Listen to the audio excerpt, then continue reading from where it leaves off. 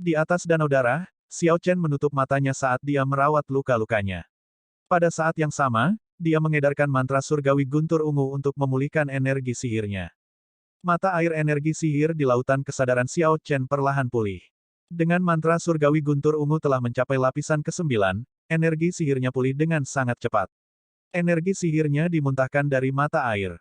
Hanya dalam 1 jam, dia sudah pulih ke 1/5 dari kondisi puncaknya, jauh lebih cepat daripada di masa lalu. Adapun luka fisik Xiao Chen, itu bahkan lebih mudah untuk ditangani. Dia hanya perlu berhati-hati dengan hatinya. Xiao Chen sudah melukai hatinya. Kemudian, dia menggunakan jurus memilukan, memperparah lukanya, yang bahkan lebih parah dari luka pada organ dalam lainnya. Ketika dia memaksakan dirinya, dia akan merasakan sakit yang luar biasa dari hatinya. Ini akan berdampak langsung pada gerakannya saat bertarung. Meskipun cedera ini tidak fatal, itu yang paling bermasalah. Inilah mengapa yang terbaik adalah tidak menggunakan sikap memilukan kecuali dia tidak punya pilihan lain. Saat Xiao Chen dengan cemas pulih dari luka-lukanya, wanita suci surgawi yang mendalam tiba-tiba berkata, "Penguasa pedang tanpa bayangan, sekelompok orang berpakaian merah yang Anda minta saya untuk awasi saat ini sedang menuju dengan cepat." Ekspresi Xiao Chen sedikit berubah. Dia tiba-tiba membuka matanya dan berkata, "Bagaimana bisa? Bagaimana mereka tahu?" Setelah tertegun beberapa saat, dia menemukan jawabannya. Itu pasti dua yang mulia abadi itu. Dia sudah menduga sejak lama bahwa orang-orang Laut Penglai dan Sekte berpakaian darah memiliki beberapa koneksi tersembunyi. Sekarang, sepertinya dia benar. Kalau tidak, jika bukan karena dua Immortal Venerates yang memberitahunya, dia tidak akan terungkap. Kedua Immortal Venerates pasti berpikir bahwa ekstrim yang True Flame menghancurkan Shadow Sabre Sovereign menjadi berkeping-keping. Namun, mereka tidak mendengar ledakan pada akhirnya. Baru pada saat itulah mereka menyadari bahwa dia telah selamat dan mencari bantuan dari Sekte berpakaian darah.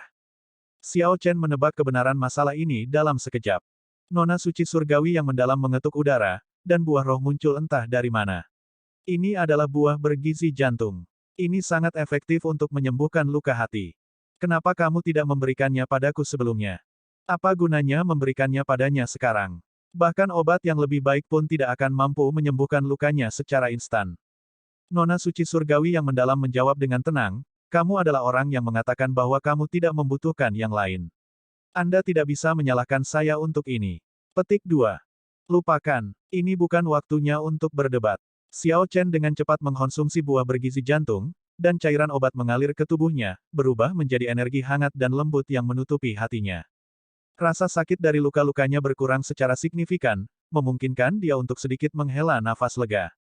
Kelompok sekte berpakaian darah terdiri dari 9 orang. Selain dari wakil master sekte Kaisar Bela Diri Surga ke-9, setidaknya 8 sesepuh adalah Kaisar Bela Diri Surgawi yang lebih besar. Bahkan di puncaknya, Xiao Chen harus berhati-hati ketika berhadapan dengan kelompok seperti itu. Untuk menaklukkan mereka, dia harus menggunakan mata petir surgawi. Namun, dia hanya memulihkan 1/5 dari energi sihirnya dan tidak dapat menggunakannya sekarang. Apakah saya harus mundur? Xiao Chen menatap diagram api Taiji Yin Yang yang saat ini menyerap bunga neraka Void dan api sejati yang ekstrim. Kemudian, dia mendapat ide dan menyusun rencana. Dong, dong, dong. Langkah kaki terdengar. Wakil Master Sekte berpakaian darah, Ken Minghuo dengan cepat bergegas, memimpin tetua Sekte berpakaian darah. Sekte berpakaian darah. Xiao Chen membuka matanya sambil duduk di singgasana, tampak agak lemah saat dia berbicara dengan keterkejutan dan ketidakpastian dalam suaranya. Ketika Ken Minghuo melihat adegan ini, dia tertawa terbahak-bahak. Kedua Immortal Venerates tidak menipu saya. Shadow Sabre Sovereign, kamu memang ada di sini. Ada hal lain yang Ken Minghuo tidak katakan, dia memang terluka parah dan sangat lemah. Bunuh dia. Ken Minghuo tidak repot-repot berbicara omong kosong. Dia segera memberi perintah, dan 8 sesepuh melayang ke udara, mengelilingi Xiao Chen, yang berada di atas danau darah. Bisakah Minghuo, bahkan unta yang kelaparan lebih besar dari seekor kuda? Meskipun penguasa pedang tanpa bayangan ini terluka, Anda tidak akan dapat menekannya hanya dengan mengandalkan kelompok tetua Anda. Anda harus bergerak sendiri, kata Immortal Venerate Ming Yue. Yang mulia Ming Yue mengikuti dari belakang dan melihat peti mati itu masih ada di sana, jadi dia tidak bisa menahan perasaan cemas. Ken Minghuo tersenyum dingin pada dirinya sendiri. Tentu saja, dia tahu bahwa unta yang kelaparan lebih besar dari seekor kuda.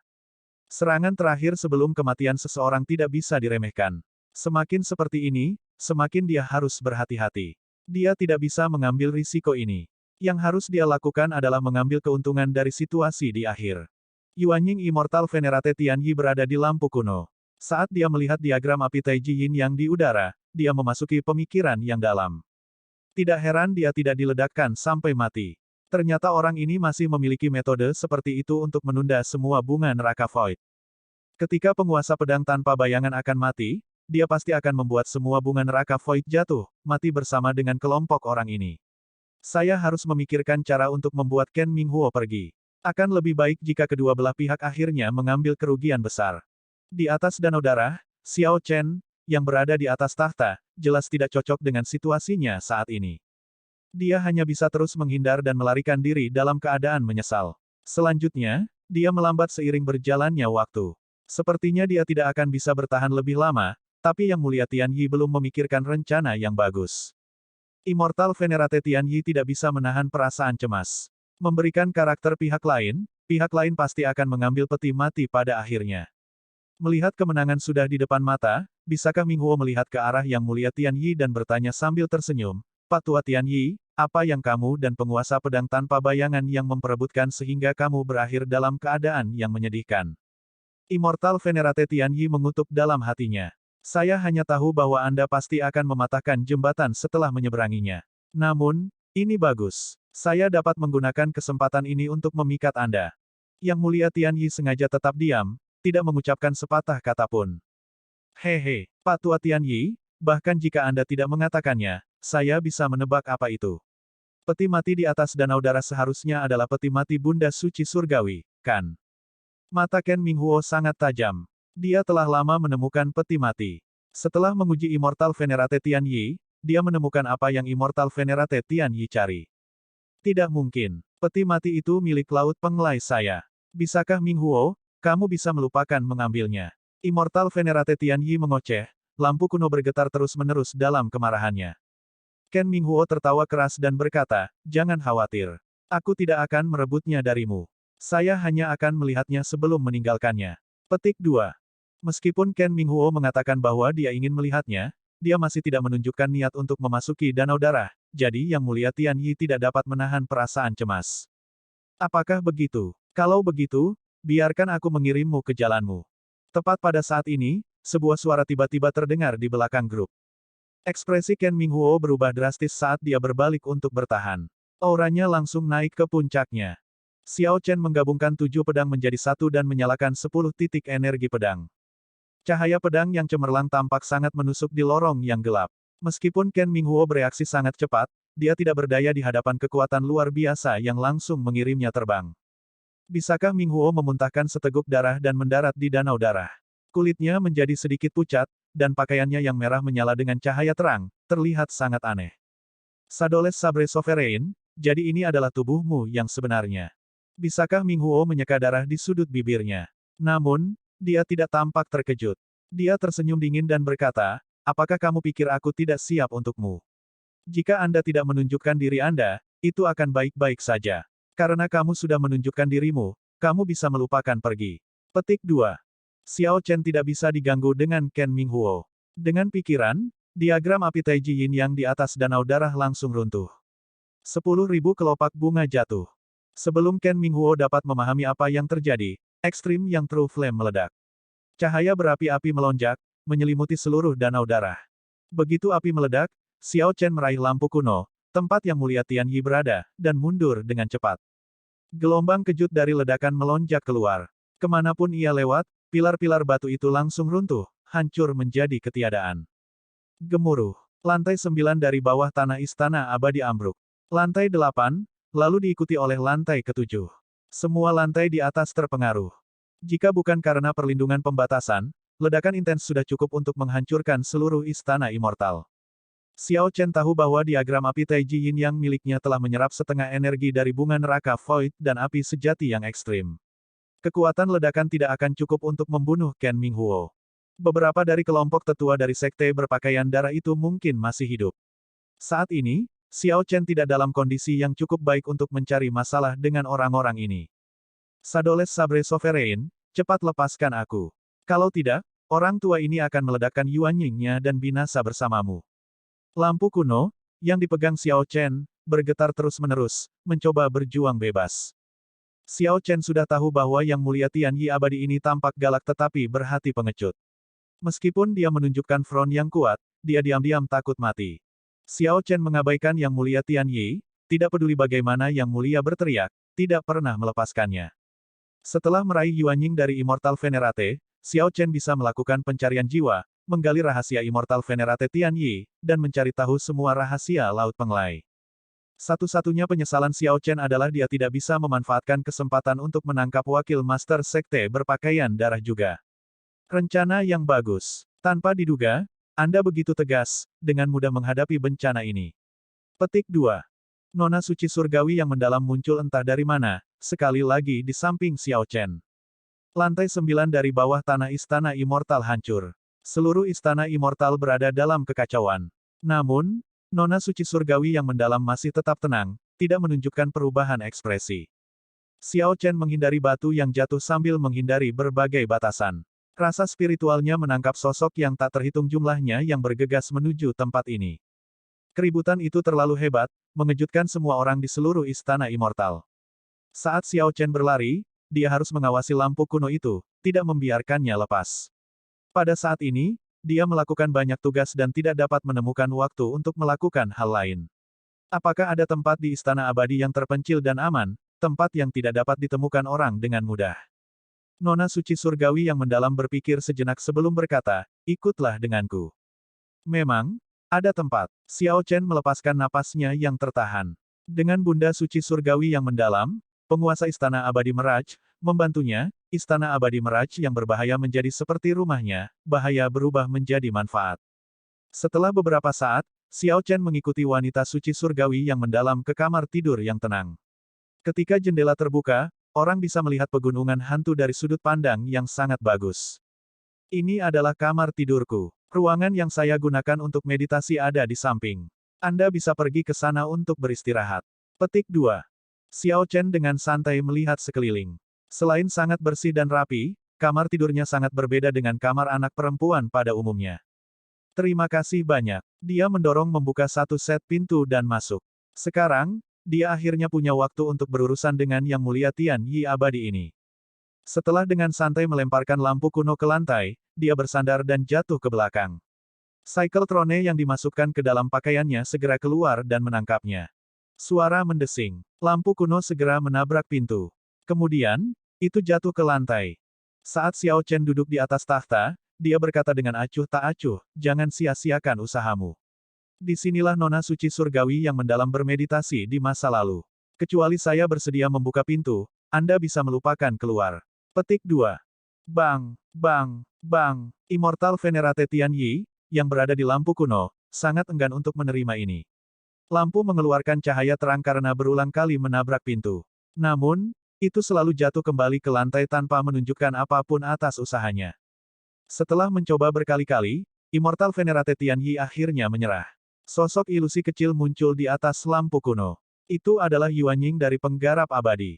Yuanying adalah eksistensi yang sangat lemah. Semakin lama tetap seperti itu, semakin lemah jadinya. Jika bukan karena Yang Mulia Tianyi yang telah mencapai batas budidaya abadi di zaman ini, mencapai puncak tahap pelatihan Void, dia tidak akan bisa bertahan begitu lama. Setelah penggarap abadi biasa kehilangan tubuh fisik mereka, mereka perlu mengambil tempat dengan cepat dalam sesuatu. Jika tidak, mereka menghadapi kehancuran. Bahkan mungkin penggarap abadi lainnya akan memakannya. Itu akan menjadi akhir yang paling kejam, sama dengan kanibalisme. Penguasa pedang tanpa bayangan, apa yang kamu rencanakan? Immortal Venerate Tianyi menuntut dengan marah saat dia melihat Xiao Chen. Nada suaranya mengandung jejak ketakutan yang mendalam. Xiao Chen menjawab dengan tenang, Yang Mulia Tianyi, apakah kamu belum menyerah? Jangan menipu diri sendiri tentang saya. Anda telah membawa hubungan kita ke hubungan di mana hanya satu dari kita yang bisa hidup. Kamu sekarang punya dua pilihan. 1. Lebih kooperatif dan biarkan aku mencari jiwamu. Setelah itu, aku akan memberimu kematian tanpa rasa sakit. 2. Anda dapat menolak untuk bekerja sama, tetapi saya masih dapat menemukan hal-hal yang saya inginkan. Kalau begitu, kamu akan mati dengan kematian yang lebih menyedihkan. Immortal Venerate Tianyi tersenyum dalam kemarahannya yang ekstrim.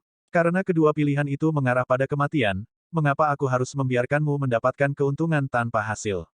Sadoles Sabre Sovereign, kamu terlalu naif. Apakah begitu? Xiao Chen tidak marah. Dengan pikiran, Azure Dragon Yuanying yang bersembunyi di lubuk hati Kaisar perlahan muncul di atas kepalanya. Melihat Azure Dragon Yuanying milik Xiao Chen, Yang Mulia Tianyi terkejut dan ngeri. Lampu kuno bergetar hebat, mengungkapkan ketakutannya yang ekstrim. Sebuah Yuanying. Selanjutnya, Azure Dragon Yuanying. Bagaimana Anda bisa berkultivasi ganda dengan kultivasi abadi dan kultivasi bela diri? Bahkan Nona Suci Surgawi yang mendalam hanya bisa berkultivasi sebagai seorang immortal setelah dia menyebarkan martial cultivation-nya. Adegan ini terlalu mengejutkan. Itu benar-benar melampaui imajinasi dan pemahaman Immortal Venerate Tianyi. Ada banyak hal yang tidak kamu ketahui. Anda tidak perlu tahu bagaimana saya bisa berkultivasi Immortal Cultivation.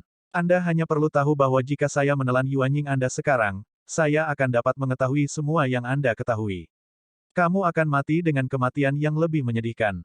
Adapun mengapa Xiao Chen bisa menggandakan kultivasi abadi dan kultivasi bela diri, jawabannya terletak pada mantra surgawi guntur ungu. Teknik kultivasi ini ditinggalkan oleh Kaisar Azure atau Dewa Abadi Kubah Langit. Kemungkinan itu menjadi yang terakhir lebih besar. Namun, tidak ada yang penting. Ini adalah zaman bela diri. Martial Dao memerintah tertinggi. Mengolah Immortal Dao sampai batasnya hanya akan menghasilkan kekuatan yang mirip dengan Immortal Venerate Tianyi.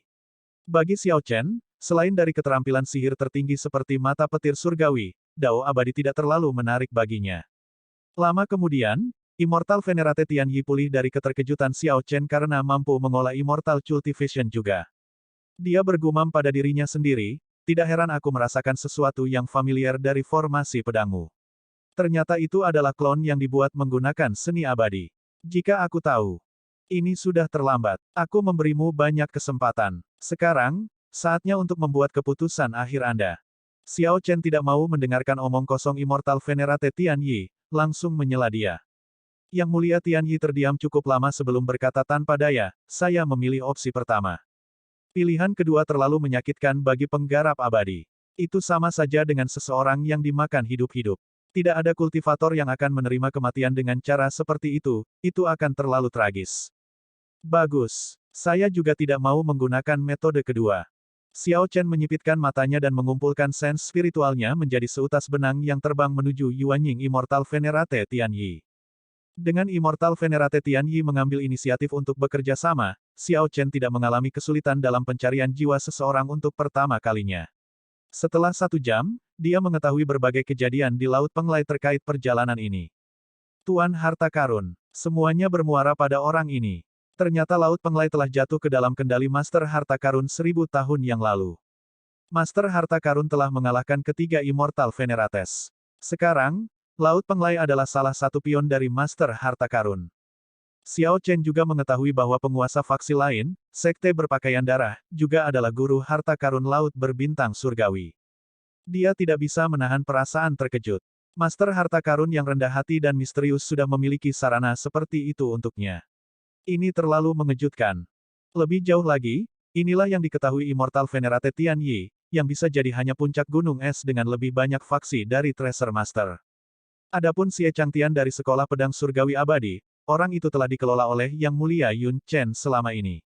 Yang Mulia Tianyi tidak tahu banyak tentang ini. Dia hanya tahu bahwa ada orang seperti itu yang tinggal di Laut Penglai. Sebarkan Yuanyingmu, kalau begitu. Setelah mengetahui semua yang ingin dia ketahui, Xiao Chen tidak mempermalukan atau mempersulit Yang Mulia Tianyi. Dia membiarkan Immortal Venerate Tianyi memilih untuk menyebarkan Yuanyingnya sendiri. Ini adalah bentuk bunuh diri.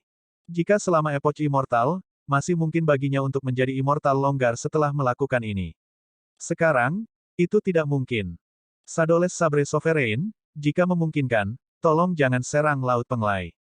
Mereka tidak bersalah, sekelompok orang yang menyedihkan, kata Yang Mulia Tianyi perlahan, kata-kata seorang pria di ranjang kematiannya selalu datang dari hati. Xiao Chen menjawab dengan tenang, jangan khawatir. Saya tidak pernah menjadi orang yang haus darah. Ini adalah dendam pribadi, saya tidak akan melibatkan orang lain dalam hal ini. Terima kasih banyak, rekan Taois. Setelah memanggil Xiao Chen sebagai sesama Taois, Yuanying Immortal Venerate Tianyi perlahan-lahan menyebar dalam bentuk cahaya, sampai benar-benar menghilang. Sial, lampu kuno jatuh ke lantai dengan suara keras. Xiao Chen mengulurkan tangannya dan mengambilnya. Setelah mempermainkannya sebentar, dia meletakkannya di cincin semestanya. Ini adalah harta karun ajaib kehidupan Immortal Venerate Tianyi. Ini harus luar biasa. Namun, Xiao Chen tidak mau repot untuk menyelidikinya.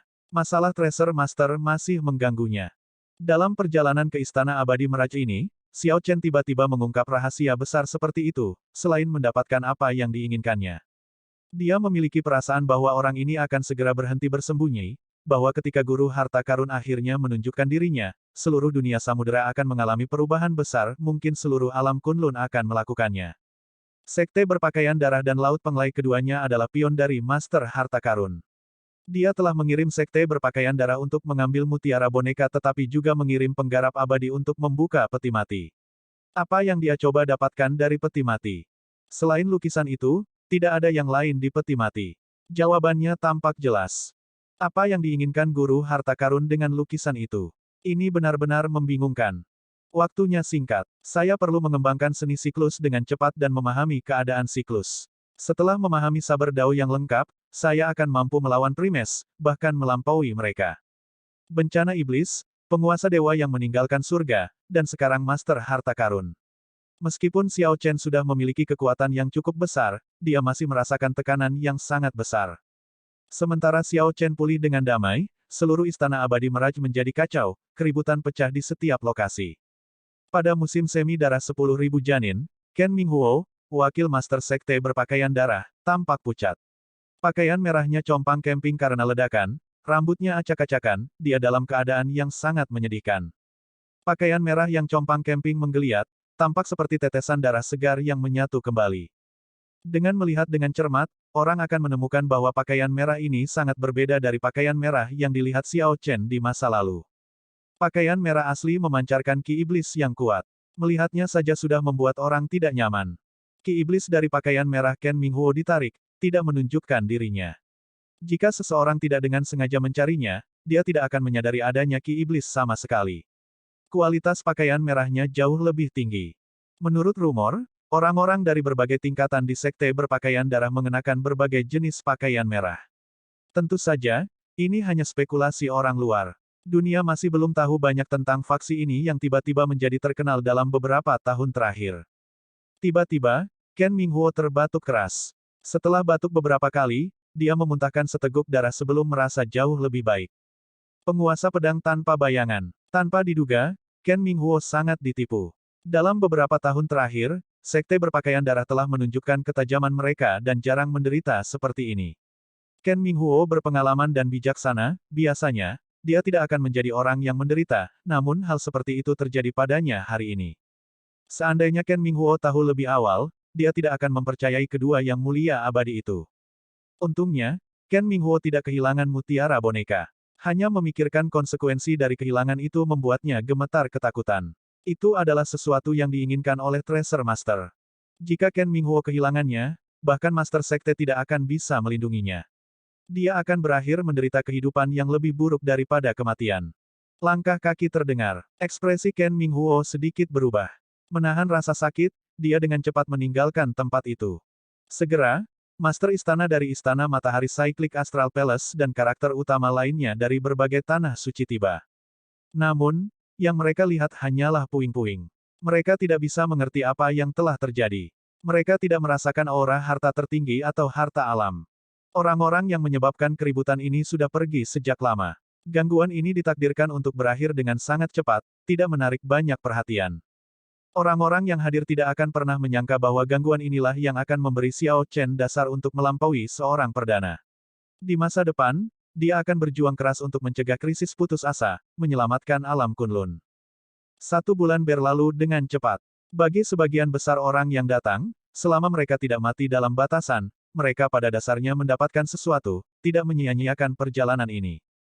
Orang-orang ini mendapatkan harta karun rahasia dari sekte mendalam surgawi, dao para pendahulu, atau beberapa harta karun alam. Orang yang kecewa pun tidak sedikit. Cutian, Master Istana-Istana Matahari, adalah salah satunya. Hanya ada 1 hari lagi sebelum mereka harus meninggalkan Istana Abadi Mirage. Namun, orang-orang Cyclic Astral Palace masih belum menemukan Cyclic Arts. Misi mereka sudah bisa dianggap gagal. Setelah memecat orang-orang bersamanya, Chu Tian mengeluarkan jimat. Setelah jimat terbakar, sosok Cyclic Astral Lord muncul di hadapannya. Tuan Astral Cyclic, bawahanmu tidak mampu. Aku gagal mendapatkan Cycle Arts. Cyclic Astral Lord sepertinya sudah menduga hal ini. Dia bertanya tanpa tergesa-gesa, apakah penguasa pedang tanpa bayangan merebutnya? Tidak. Chu Tian menggelengkan kepalanya dan menjelaskan keadaan aneh saat itu. Manual rahasia Cycle Arts tiba-tiba menghilang tepat di depan mata mereka. Chu Tian merasa sangat gugup, khawatir bahwa Cyclic Astral Lord tidak akan mempercayainya. Tanpa diduga, setelah Cyclic Astral Lord berpikir sejenak, dia berkata, "Baiklah, aku mengerti. Setelah Anda pergi, cepat kembali ke Cyclic Astral Palace, tidak perlu repot tentang masalah ini lagi." Petik 2. Setelah mendapatkan jawaban seperti itu dari Cyclic Astral Lord, Chu Tian tidak percaya. Dia baru tersadar ketika sosok Cyclic Astral Lord menghilang. Merasa terbebas dari beban yang berat, dia santai. Di sisi lain, Ken Minghuo menghubungi Master Sekte Berpakaian Darah. Identitas Sekte Berpakaian Darah selalu menjadi misteri. Jika ada seseorang di sini dan mereka melihat gambar Master Sekte, mereka akan terkejut. Identitas sebenarnya dari Master Sekte Berpakaian Darah sebenarnya adalah Raja Naga Laut Barat, Master Istana dari Istana Naga Surgawi Laut Barat. Master Sekte, kami sudah mendapatkan mutiara boneka, Ken Minghuo melaporkan dengan hormat. Raja Naga Laut Barat mengungkapkan senyuman dan mengangguk. Sangat bagus. Hati-hati dan bawa kembali mutiara wayang. Master Harta Karun akan menghadiahi Anda untuk ini, dia akan memberimu pil pemanjang kehidupan. Mendengar kata-kata, pil pemanjang kehidupan, Ken Minghuo menunjukkan kegembiraan liar di matanya. Namun, matanya berubah suram tak lama setelah itu. Dia berkata, namun, ada beberapa kejutan di sisi Laut Penglai. Immortal Venerate Tian Yi ditangkap oleh Sadoles Sabre Sovereign, dan tubuh fisik Immortal Venerate Ming Yue juga dihancurkan. Setelah mengetahui tentang pertemuan bencana dari dua yang mulia abadi, Raja Naga Laut Barat berkata dengan tenang, itu bukan masalah. Selama kita mendapatkan mutiara boneka, tujuan Master Harta Karun sudah tercapai. Masalah Immortal Venerates hanyalah masalah kenyamanan. Dia tidak memiliki banyak harapan untuk itu. Ketika Ken Minghuo mendengar ini, dia benar-benar santai. Ini berarti bahwa masalah ini tidak akan disalahkan padanya. Di dalam ruang meditasi, Xiao Chen sudah lama pulih dari luka-lukanya, kembali ke kondisi puncaknya. Dia akan segera meninggalkan Istana Abadi Mirage. Dia sudah membaca manual rahasia Cycle Arts sekali. Setelah menutup manual rahasia Cycle Arts, Xiao Chen yakin bahwa itu adalah real deal. Namun, seperti yang dikatakan oleh Nona Suci Surgawi yang mendalam, ini memang hanya salinan yang tidak lengkap dan tidak memiliki banyak nilai. Tanpa ragu, seseorang akan berhasil memahami keadaan siklus dengan mengolah seni siklus ini bersama dengan 7 takhta. Namun, tidak disebutkan apa yang terjadi setelah memahami keadaan siklus. Juga tidak disebutkan bagaimana mengolahnya lebih lanjut dan menggunakannya. Menurut pendapat Xiao Chen, menggabungkan negara bagian untuk membentuk keadaan siklus hanyalah permulaan. Bagian yang penting adalah bagaimana menerapkannya nanti. Dia hanya bisa perlahan bereksperimen di masa depan. Atau mungkin, setelah dia meninggalkan tanah terlantar ini dan tiba di alam sejati Martial Dao, dia akan dapat bertemu dengan para ahli yang mengolah keadaan siklus. Namun, tidak peduli apa, dia sudah puas bisa mengolah keadaan siklus. Xiao Chen menyingkirkan manual rahasia seni siklus dan mengambil panen besar kedua dari perjalanan ini, buah asal semesta. Buah asal semesta ini terlihat sangat biasa. Permukaannya tidak rata, dengan banyak lesung pipit di dalamnya. Bahkan terasa agak berduri. Sulit membayangkan bahwa buah abadi yang legendaris akan terlihat seperti ini. Jika seseorang tertipu oleh penampilan dan melewatkan buah ini, dia akan benar-benar menyesalinya seumur hidup. Seseorang perlu melihat dengan hati-hati tanpa mengalihkan pandangannya. Setelah sekitar 7 hingga 8 menit, seseorang akan menemukan kedalaman buah ini. Adegan Dewa Abadi Emas duduk bersila akan muncul di pikiran, yang membuat seseorang merasa seperti sedang bermandikan perasaan menakjubkan untuk mendapatkan Dao. Itu benar-benar sesuai dengan namanya buah Dao asal semesta. Xiao Chen membuang muka, dipenuhi dengan pujian untuk itu. Namun, dia tidak berani memakan buah ini sekarang. Legenda mengatakan bahwa setelah memakan buah ini, seseorang akan memperoleh budidaya senilai 1000 tahun.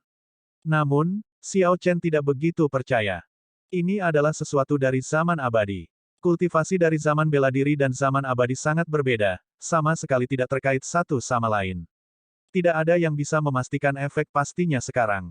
Berdasarkan perasaan yang didapat Xiao Chen, dia lebih bersedia untuk mempercayai bagian tentang efek ajaibnya dalam memahami Dao. Ketika adegan Dewa Abadi Emas muncul di benaknya, dia dengan jelas merasakan agitasi energi pedangnya. Setelah memakannya, kultivasi Xiao Chen mungkin tidak meningkat, tetapi pemahamannya tentang saber Dao pasti akan meningkat. Mungkin, dia bahkan mungkin memahami saber Dao yang lengkap. Buah Dao asal semesta mungkin mengandung Dao lengkap, memungkinkan siapa saja yang mengkonsumsinya untuk mendapatkan Dao. Dewa abadi hidup selamanya. Kultivasi 1000 tahun hanya bernilai 1000 tahun. Di samping keabadian, 1000 tahun hanyalah jentikan jari. 1000 tahun kultivasi tidak sebanding dengan dewa abadi yang memperebutkannya. Apa yang mereka hargai harus menjadi efek pada Dao. Apakah kamu berencana untuk memakannya sekarang? Nona suci surgawi yang mendalam tiba-tiba muncul dan bertanya ketika dia melihat Xiao Chen menatap buah Dao asal semesta. Xiao Chen tersenyum dan menyimpannya. Dia berkata, itu terlalu berisiko. Jika saya mengkonsumsinya dan kehilangan kesadaran, saya mungkin menghabiskan beberapa dekade di sini sebelum saya bisa keluar. Petik 2. Itu benar. Anda masih sangat muda, di puncak hidup Anda. Tidak baik membuangnya di sini. Saya di sini untuk memberitahu Anda bahwa Anda akan segera dikirim keluar dari Istana Immortal. Nona suci surgawi yang mendalam bertanya, kemana Anda ingin pergi? Saya dapat mengirim Anda kemana saja dalam jarak 5.000 km dari Istana Immortal. Di mana saja akan dilakukan. Saat ini, saya sudah pulih kembali ke puncak saya. Tidak masalah bagi saya di mana saya keluar. Petik 2. Xiao Chen berdiri dan memberi hormat.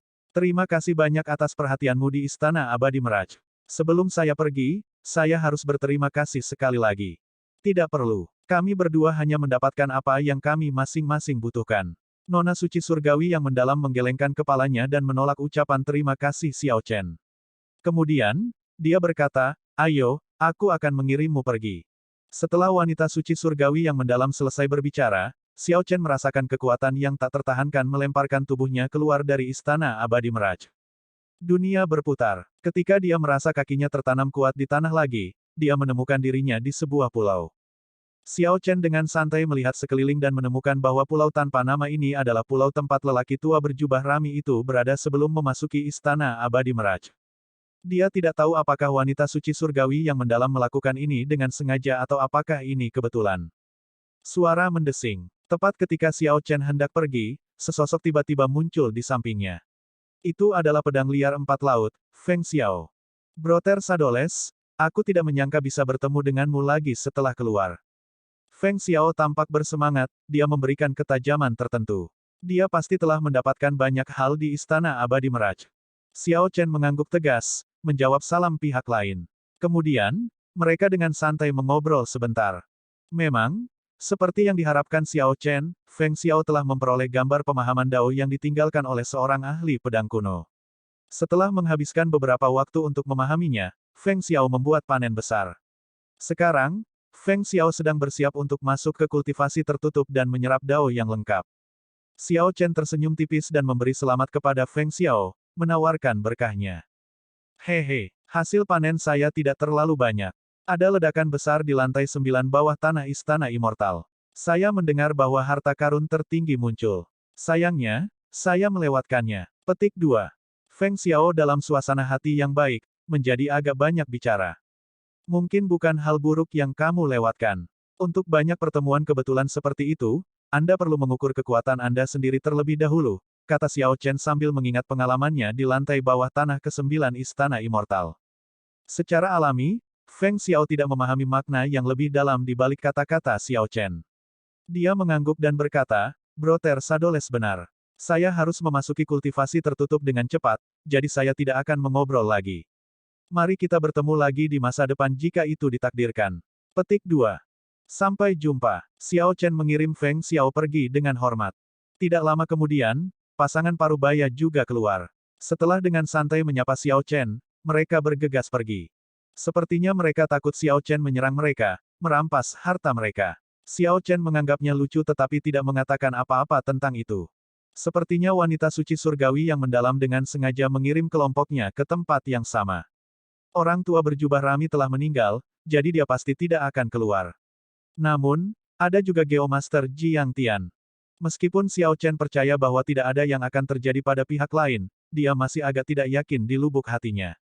Mungkinkah sesuatu terjadi pada orang tua itu? Sama seperti Xiao Chen bergumam pada dirinya sendiri, seberkas cahaya melintas di samping Xiao Chen. Itu Jiang Tian, yang memancarkan energi negatif, muncul di samping Xiao Chen.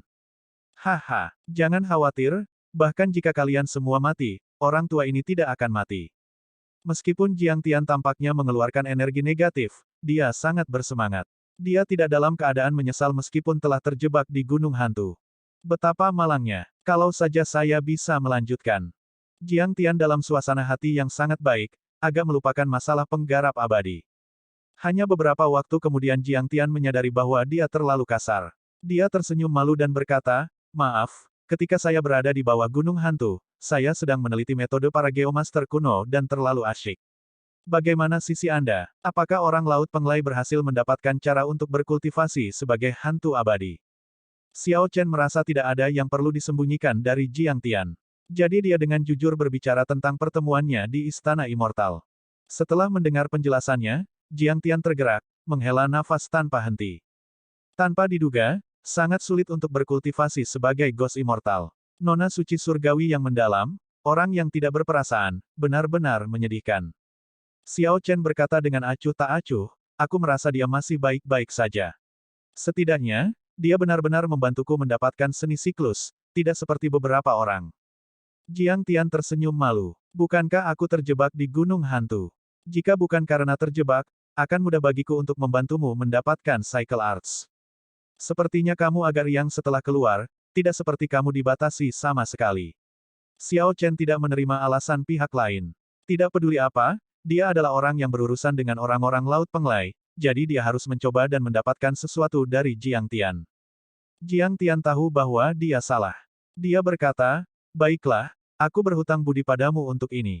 Bagaimana Anda ingin saya membalasnya? Petik 2.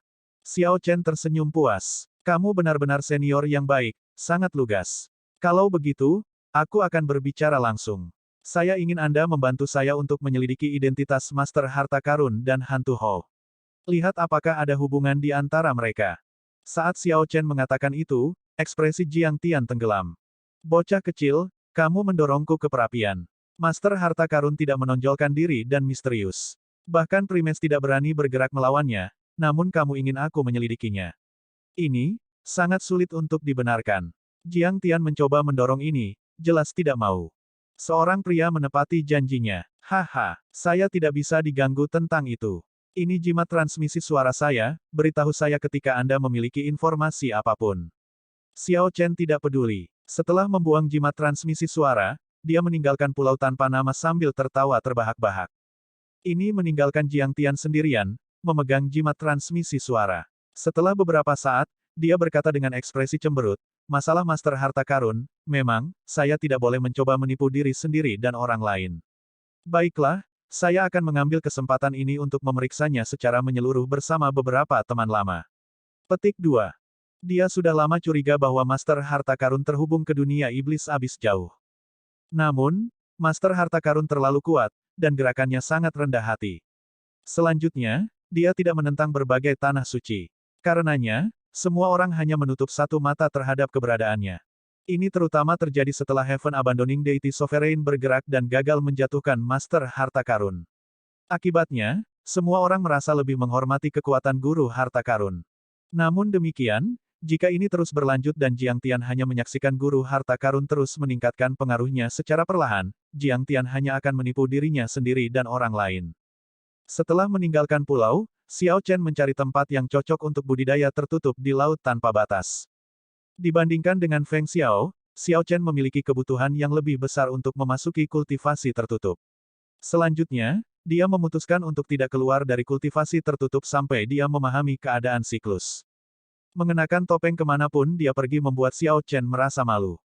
Dalam jangka panjang, ini akan membuat setan hatinya semakin sulit untuk dihadapi, bahkan mungkin tidak dapat diatasi. Seperti yang direnungkan Xiao Chen, dia menemukan tempat yang cukup bagus untuk kultivasinya yang tertutup. Itu adalah pulau tunggal dengan laut tak terbatas yang mengelilinginya sejauh 5.000 km. Itu tidak sepanjang rute perdagangan, juga tidak mengandung harta alam. Seharusnya tidak ada orang yang datang ke tempat ini selama 10 hingga 100 tahun.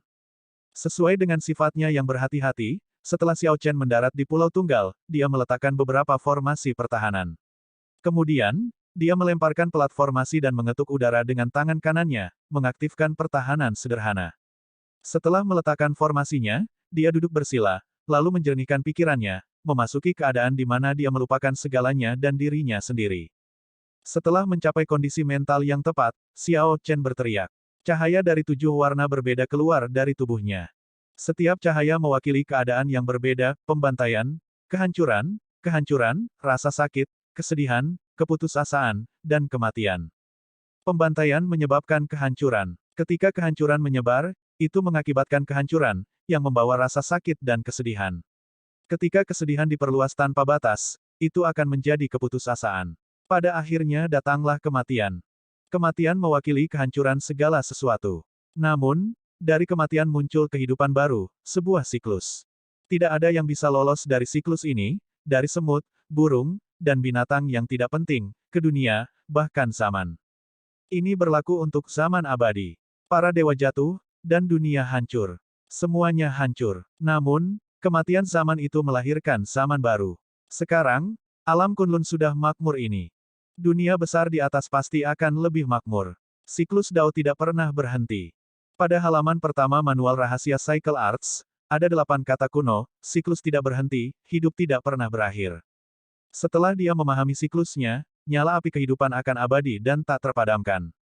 Mereka akan berkobar intens, hidup selama langit. Ini adalah aspirasi terbesar pencipta seni siklus untuk Dao siklus. Apakah itu benar-benar memiliki efek seperti itu tidak diketahui. Seni siklus di tangan Xiao Chen tidak lengkap. Isi di belakang jelas kurang, cukup baginya untuk memahami keadaan siklus. Masih menjadi misteri jika ada lebih banyak di belakang.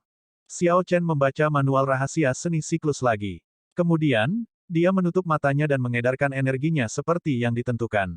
Dia berkultivasi sesuai. Saat energi primordial berenang di dalam tubuhnya, 7 nyala api berputar di sekelilingnya. Lampu 7 warna membubung ke udara, tampak seperti pelangi saat menerangi seluruh langit. Waktu berlalu dengan cepat. Dalam sekejap mata, setengah tahun berlalu.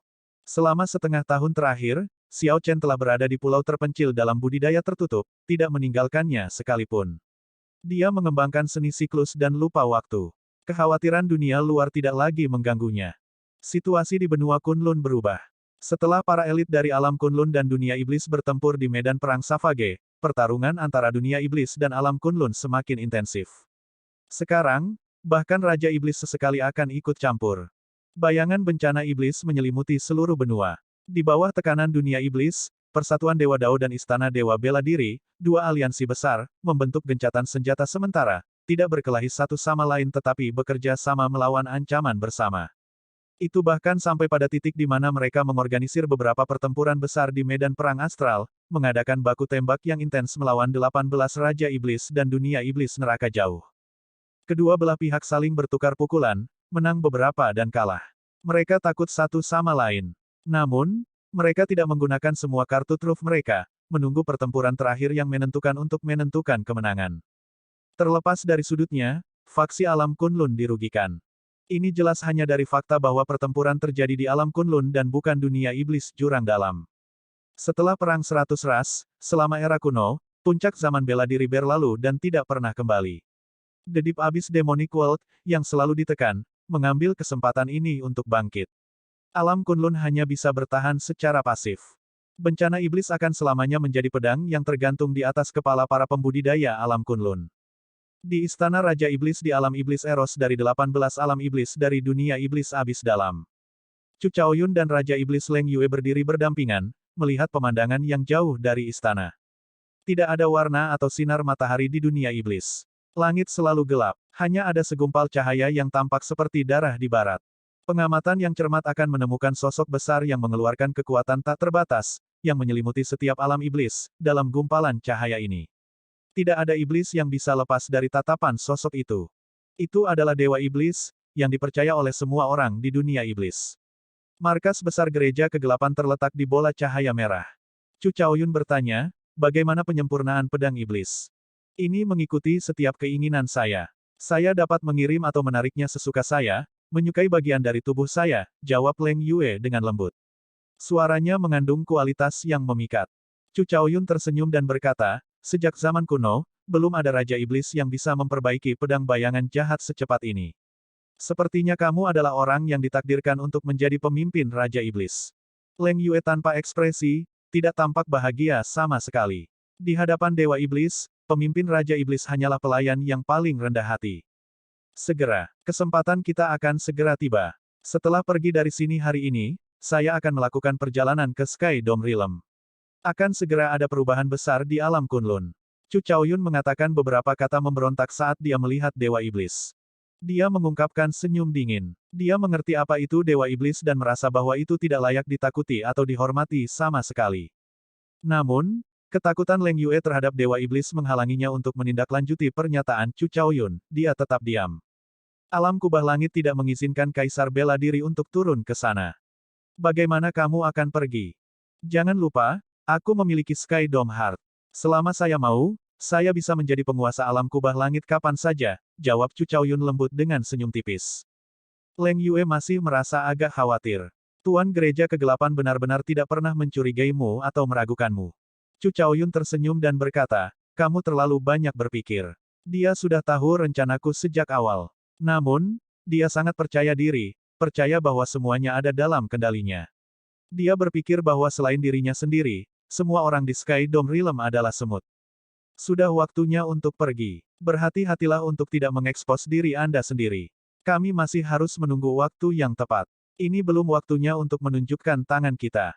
Chu Chaoyun dengan lembut melayang pergi, menghilang dari tempatnya dan tidak meninggalkan jejak apapun. Dia seperti tidak pernah ada. Leng Yue menghela nafas pelan pada dirinya sendiri. Dalam hidupnya, dia hanya mengagumi dua pria. Salah satunya adalah Xiao Chen, dan yang lainnya secara alami adalah Chu Chaoyun. Chu Chaoyun tidak tertandingi oleh siapapun yang pernah dilihat Leng Yue dalam keberanian dan kebijaksanaan. Dia belum pernah melihat orang luar yang bisa menyusup ke eselon atas Gereja Kegelapan dan bahkan bersaing dengan Master Gereja Kegelapan sampai hari ini.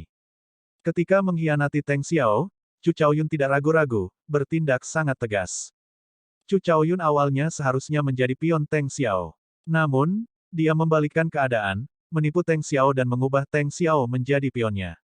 Oleh karena itu, doppelganger jahat Kaisar Azure terbunuh. Ketika Chu Chaoyun berbicara tentang rencananya yang sebenarnya, dia telah mengejutkan Leng Yue, seorang Raja Iblis. Rencana itu sangat berani. Dia bahkan tidak berani memikirkannya.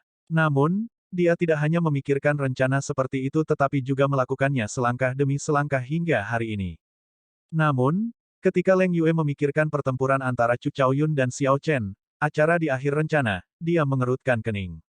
Dia tidak bisa tidak mengkhawatirkan Xiao Chen. Bisakah Xiao Chen mengalahkan Chu Chaoyun? Pada saat ini, lautan berbintang surgawi tidak damai.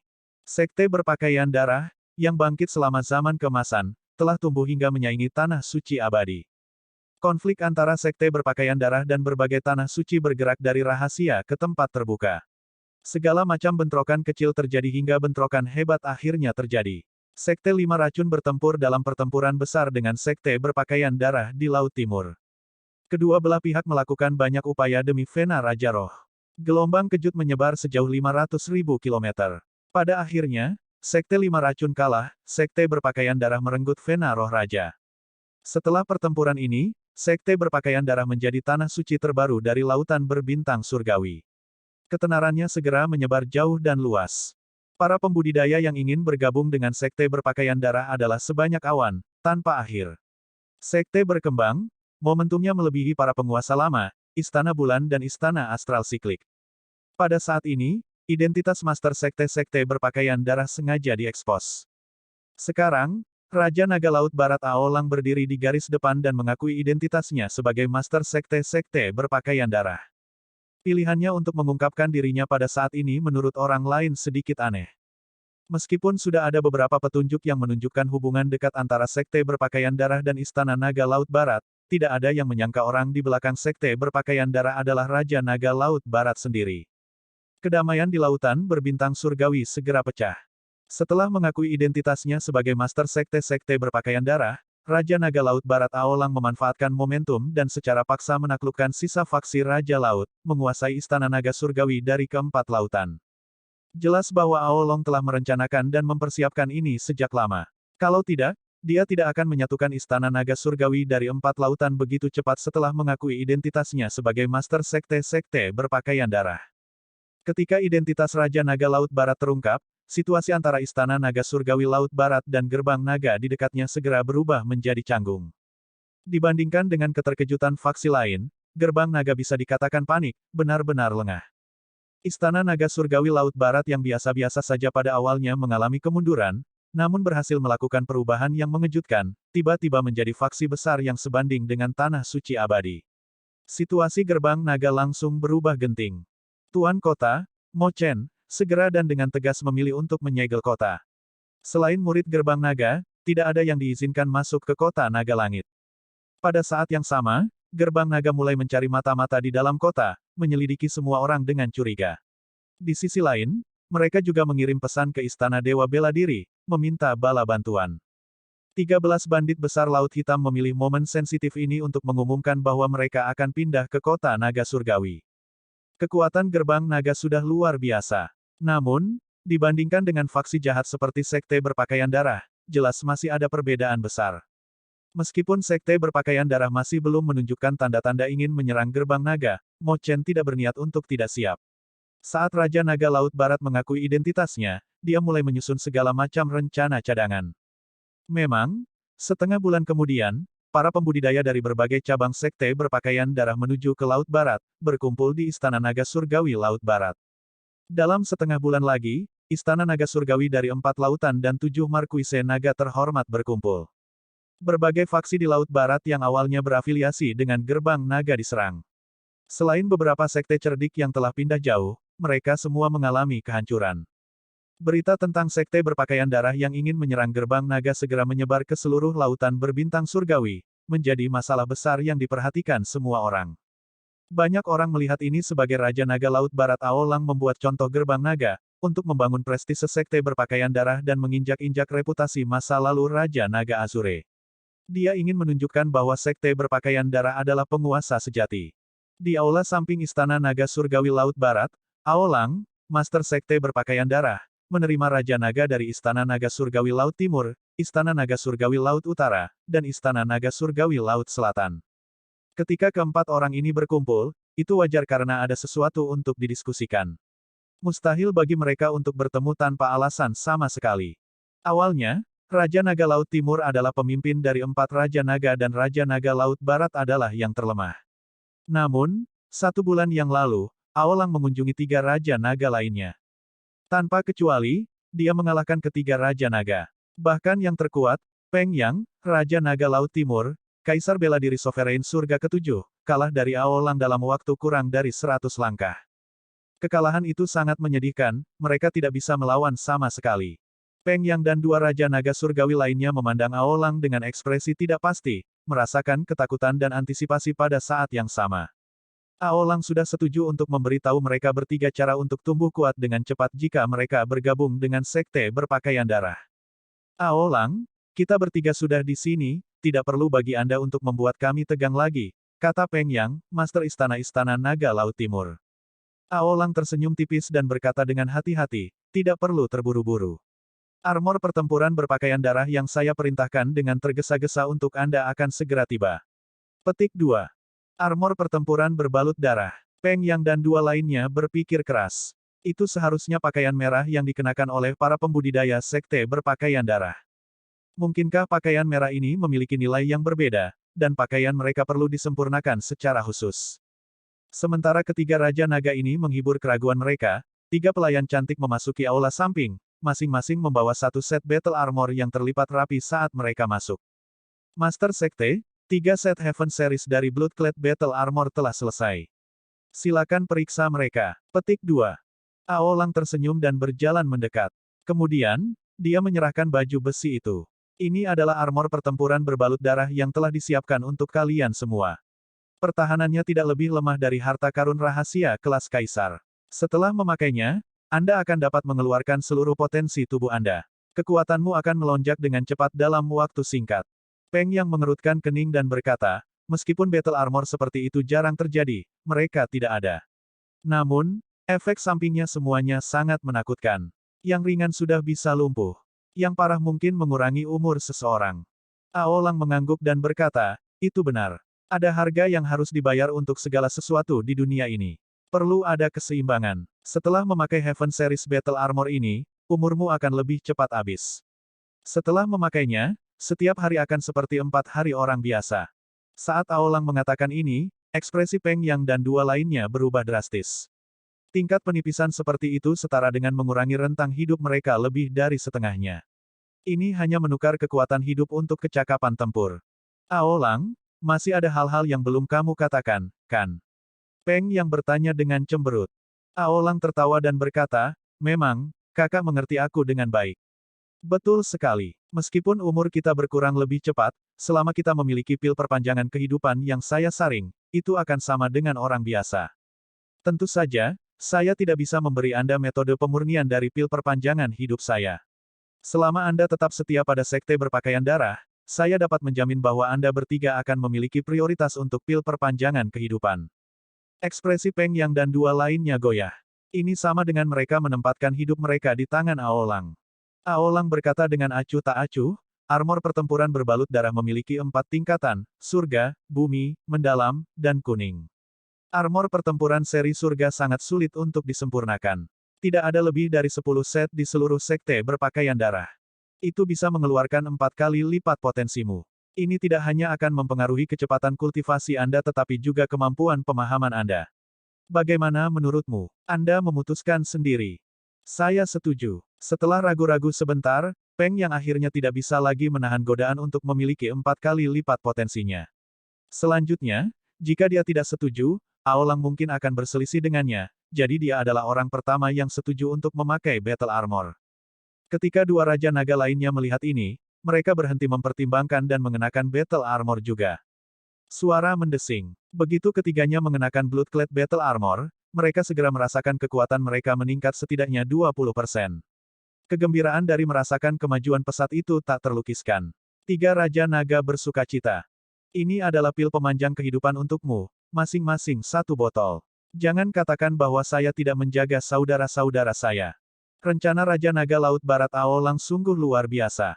Dia tahu bahwa hanya dengan memenangkan orang-orang ini dia bisa terus memperluas pengaruh sekte berpakaian darah. Setelah ketiganya masing-masing menerima sebotol, mereka merasa sangat puas. Terima kasih banyak kepada Master Sekte atas hadiah ini.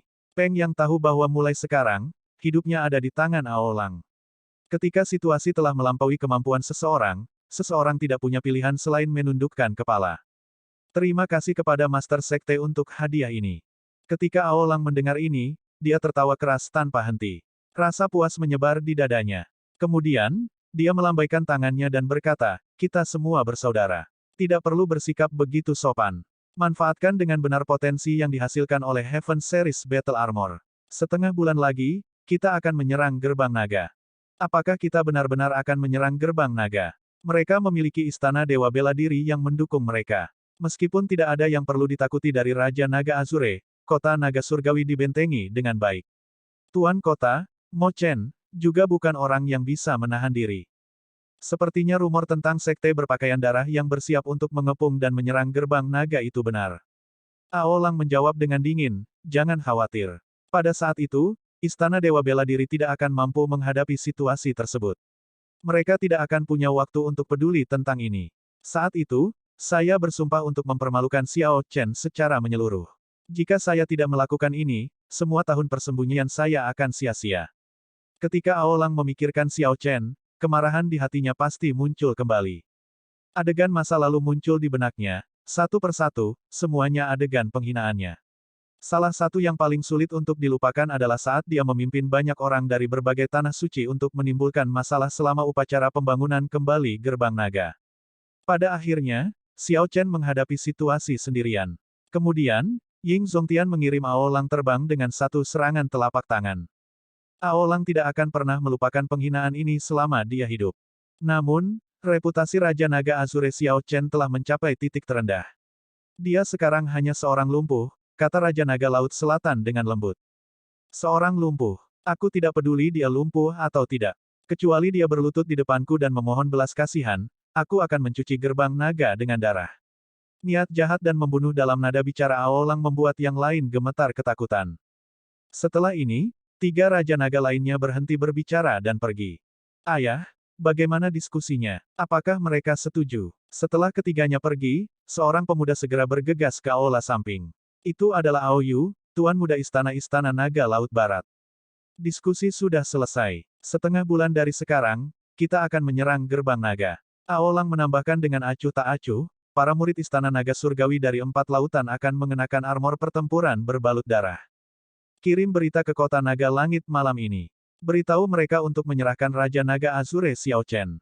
Jika tidak, sekte berpakaian darah akan keluar dan mencuci gerbang naga dengan darah. Ketika Aoyu mendengar ini, dia menjadi liar dengan sukacita. Saat itu, Raja Naga Azure Xiao Chen telah memaksa Aoyu untuk berlutut dengan satu serangan telapak tangan, yang telah memunculkan iblis hati Aoyu. Setelah mendengar bahwa Xiao Chen gagal dalam kesusahan, Aoyu ingin membawa orang untuk menangkap Xiao Chen berkali-kali. Namun, Aolang telah menghentikan Aoyu. Sekarang, Aoyu akhirnya akan mendapatkan keinginannya dikabulkan. Bagaimana mungkin dia tidak bersemangat? Setelah mendengar perintah Aolang, Aoyu segera pergi untuk melaksanakannya, dengan cepat menghilang dari tempat ini. Setelah Aoyu pergi jauh, Aolang melambaikan tangannya, membubarkan para pelayan. Kemudian, dia mengeluarkan token pesan. Suara mendesing. Sosok hitam muncul di token pesan, diselimuti kabut dan tampak misterius. Salam, Tuan Harta Karun. Aku sudah memberikan perintah. Setengah bulan lagi, kita akan menyerang gerbang naga, kata Aolang yang menyendiri dengan hormat kepada sosok hitam itu. Itu bukan masalah. Anda sudah membantu saya mendapatkan mutiara boneka, dan saya sudah berjanji untuk membantu Anda menangani gerbang naga.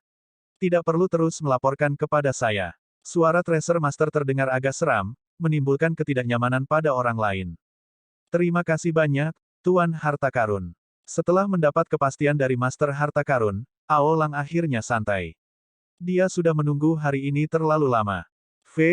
Jauh di kejauhan, di ruang bawah tanah tempat Master Harta Karun berkultivasi tertutup, Master Harta Karun dengan dingin menyaksikan sosok Aolang perlahan menghilang. Senyum aneh muncul di wajahnya saat dia memainkan mutiara di tangannya. Ini bagus. Saya dapat menggunakan Anda untuk memeriksa kekuatan gerbang naga dan benar-benar membangkitkan faksi-faksi di lautan berbintang surgawi.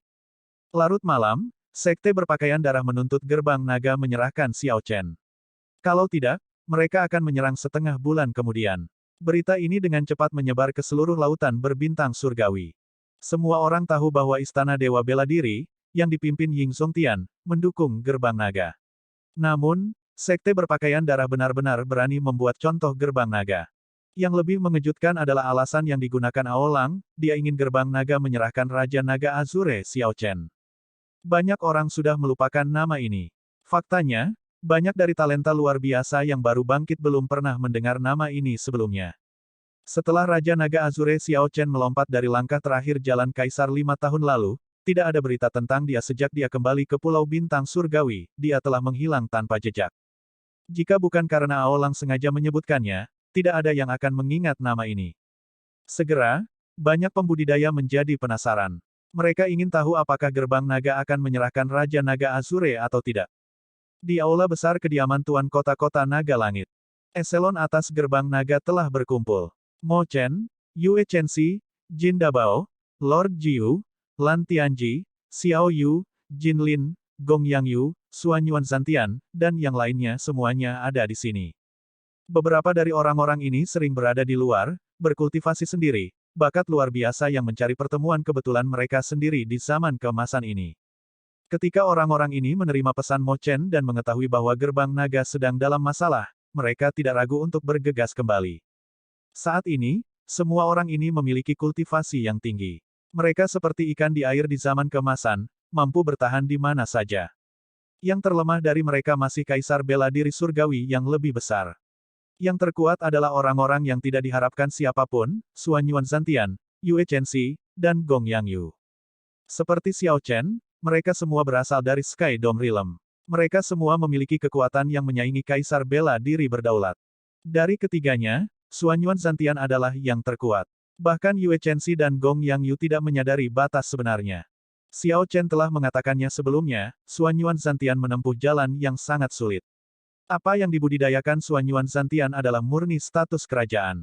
Setelah itu, Suanyuan Zantian bertemu secara kebetulan, menemukan teknik budidaya tubuh fisik dari periode puncak era kuno.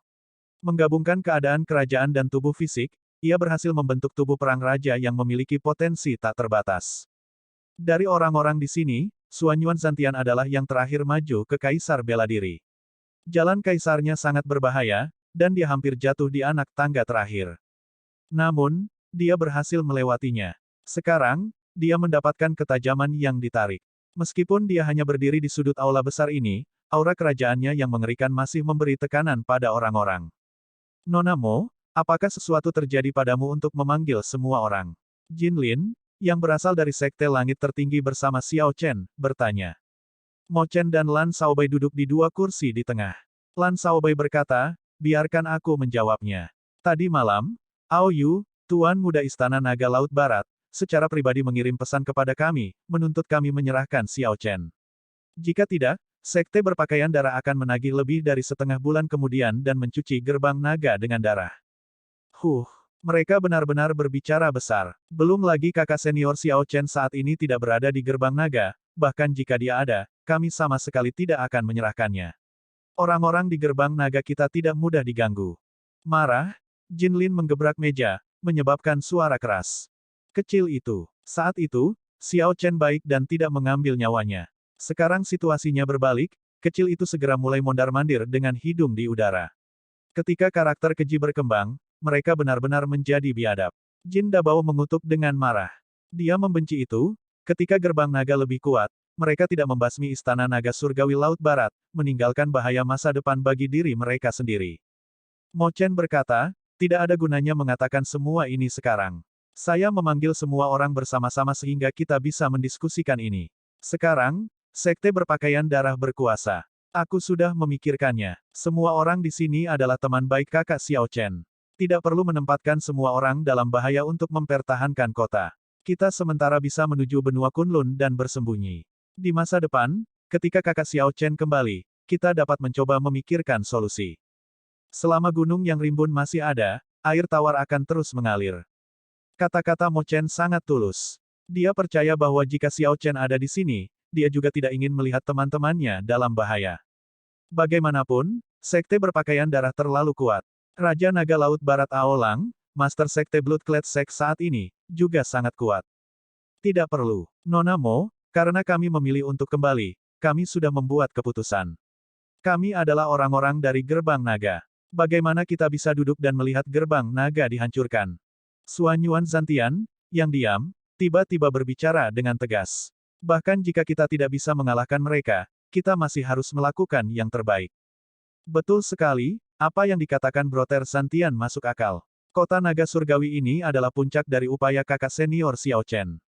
Demikian juga, itu juga merupakan puncak dari upaya Nona Mo Chen.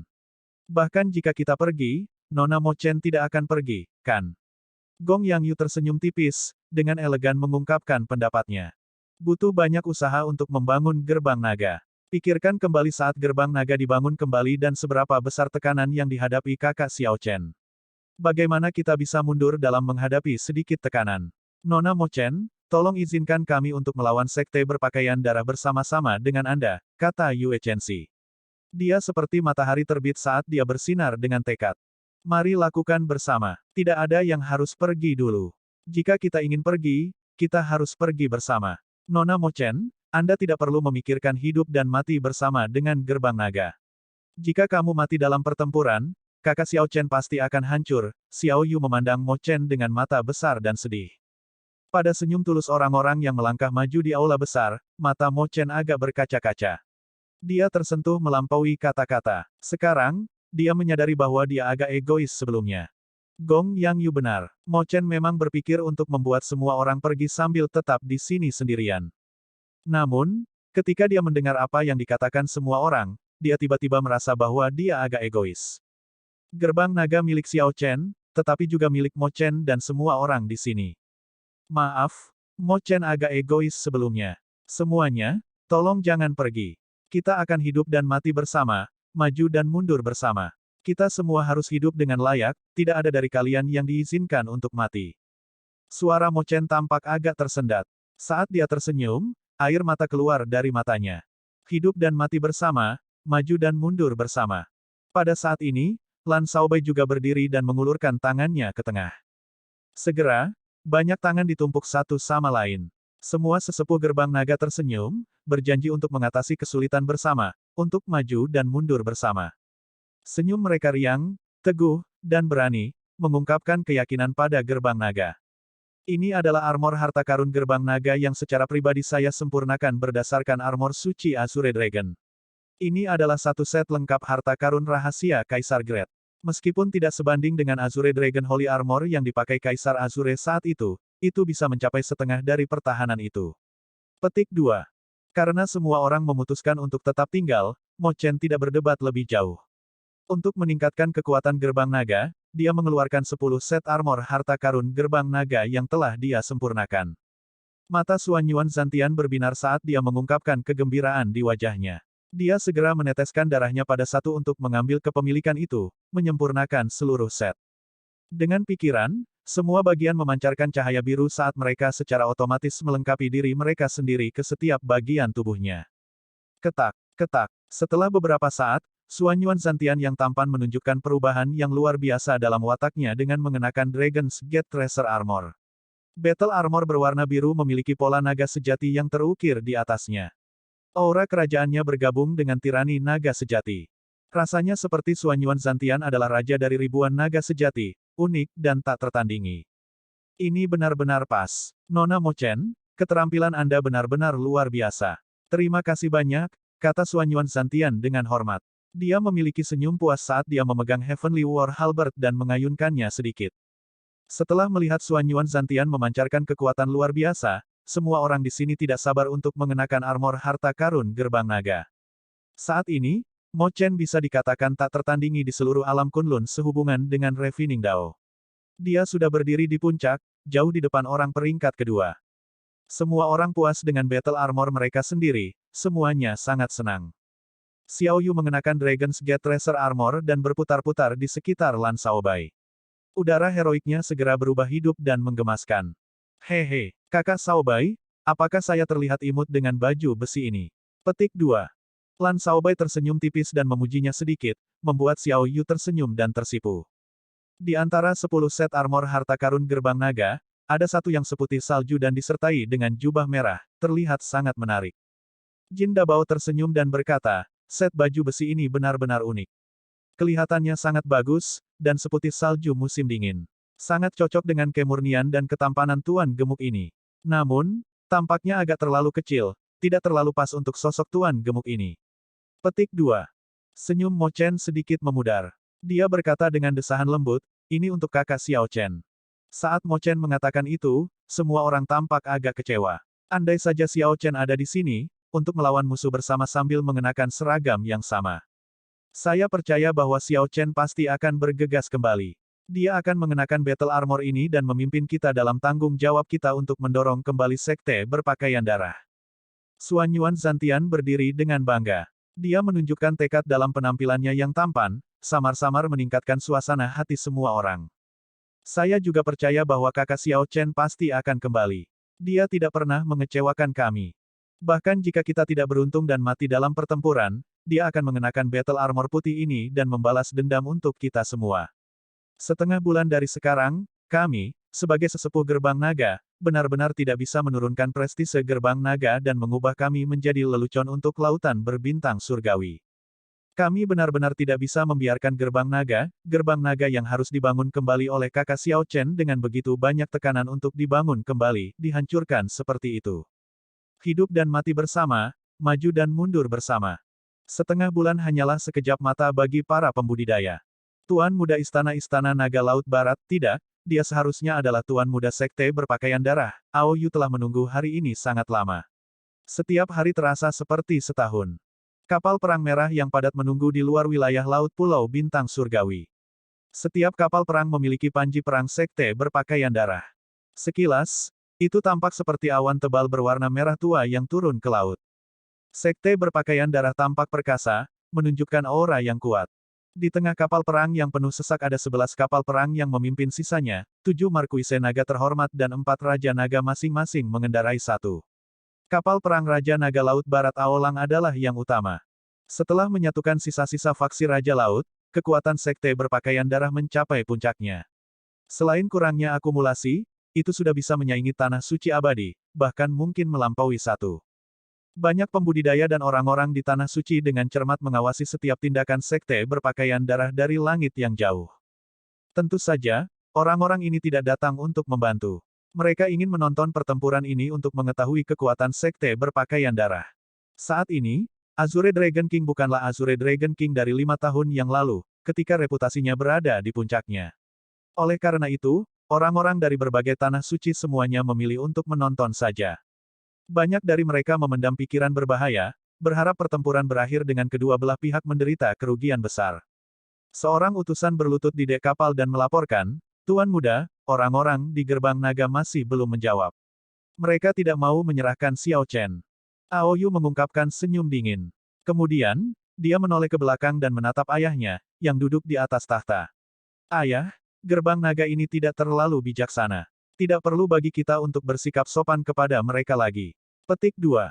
Aolang mengenakan Bloodclad Battle Armor. Matanya berkedip dengan cahaya aneh. Memancarkan aura yang membuat seseorang gemetar, dia tampak perkasa dan misterius. "Kirim pesananku, 3 Raja Naga dan 7 Markuise Naga terhormat, kelilingi pulau dan cuci gerbang naga dengan darah." "Iya Pak." Seketika, orang yang bertanggung jawab untuk menyampaikan perintah dari kapal induk mengeluarkan token pesan dan meneruskan perintah Aolang. Kapal perang yang padat mengikuti formasi yang disepakati sebelumnya, membubung ke langit. Mereka tampak seperti awan merah yang membengkak, bergerak menuju Pulau Bintang Surgawi dengan kecepatan yang sangat cepat. Setiap kapal perang penuh sesak dengan pembudidaya berpakaian merah. Di kediaman Tuan Kota, Mo Chen, Lan Shaobai, dan tetua gerbang naga lainnya sudah siap dan menunggu, mendidih dengan semangat juang. Di halaman di luar kediaman, para pembudidaya gerbang naga sudah berkumpul di kapal perang gerbang naga. Kapal perang gerbang naga berwarna biru dipenuhi dengan murid-murid yang rela mengorbankan diri mereka untuk gerbang naga kapan saja. Ini adalah penduduk asli Pulau Bintang Surgawi. Mereka telah memperoleh prestasi mereka saat ini dengan bantuan Xiao Chen dan Mo Chen. Mereka telah mengalami banyak kesulitan di sepanjang gerbang naga dan sangat setia pada gerbang naga, bersedia melompat ke dalam api untuk mereka kapan saja. "Nona Mo, apakah 13 bandit besar Laut Hitam dan Istana Dewa Bela Diri tidak datang?" Jin Lin bertanya dengan cemas. Gerbang naga mengandalkan 2 faksi besar ini untuk membantu pada saat kritis. Siapa yang bisa membayangkan bahwa masalah akan meletus di Laut Hitam? 13 bandit besar, yang sebelumnya menempatkan diri di kota, harus bergegas kembali untuk mempertahankan rumah mereka. Adapun Istana Dewa Bela Diri, iblis tiba-tiba menyerang. Istana Dewa Bela Diri dan Persatuan Dewa Dao bekerja bersama, bertempur dalam pertempuran besar di surga berbintang. Sulit dipercaya bahwa ini hanya kebetulan yang sederhana. Mereka tidak akan bisa datang. "Kami hanya bisa mengandalkan diri kami sendiri," jawab Mo Chen lembut dengan ekspresi cemberut. Tanpa diduga, hal-hal ternyata begitu menantang. Dong, dong, dong. Langkah kaki bergema, dan murid gerbang naga dengan cepat berlari masuk dan melaporkan, "Tuan Kota, orang-orang sekte berpakaian darah ada di sini. Mereka telah mengepung seluruh kota naga langit. 3 Raja Naga, 7 Markuise Naga terhormat, dan wakil master sekte berpakaian darah semuanya berkumpul di gerbang kota timur. Untuk berperang." Mo Chen tidak ragu-ragu. Dia dengan cepat berdiri dengan hanya satu pikiran di benaknya. Dia benar-benar tidak bisa membiarkan gerbang naga yang didirikan Xiao Chen secara pribadi dihancurkan di tangan sekelompok orang ini. Dia tidak ingin Xiao Chen melihat gerbang naga yang hancur ketika dia kembali.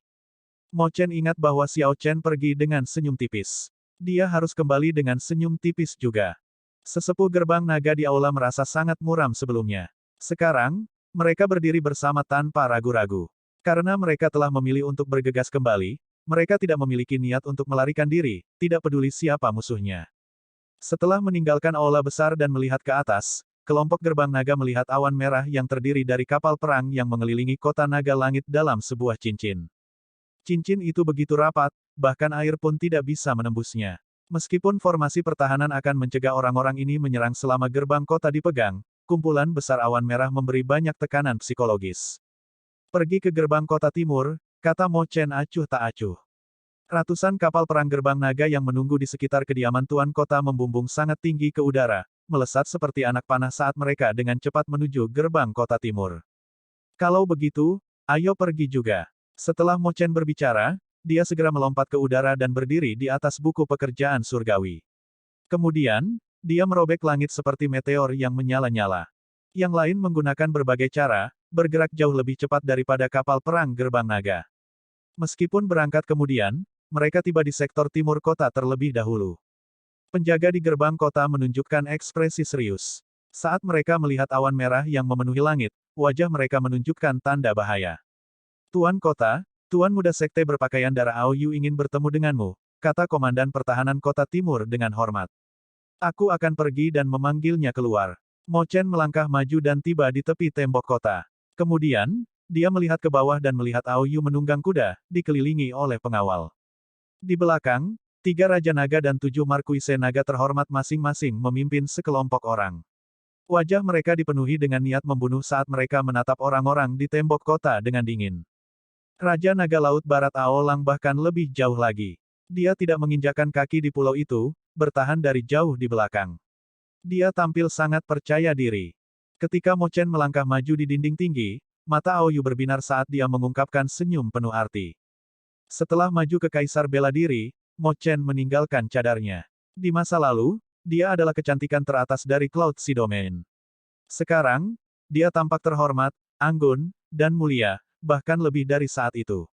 Banyak orang tercengang melihat pemandangan itu, yang membuat mereka merasa iri pada Xiao Chen. Xiao Chen sudah lumpuh, tetapi masih ada wanita cantik yang mau tinggal di sisinya, membela gerbang naga dan tidak menyerah.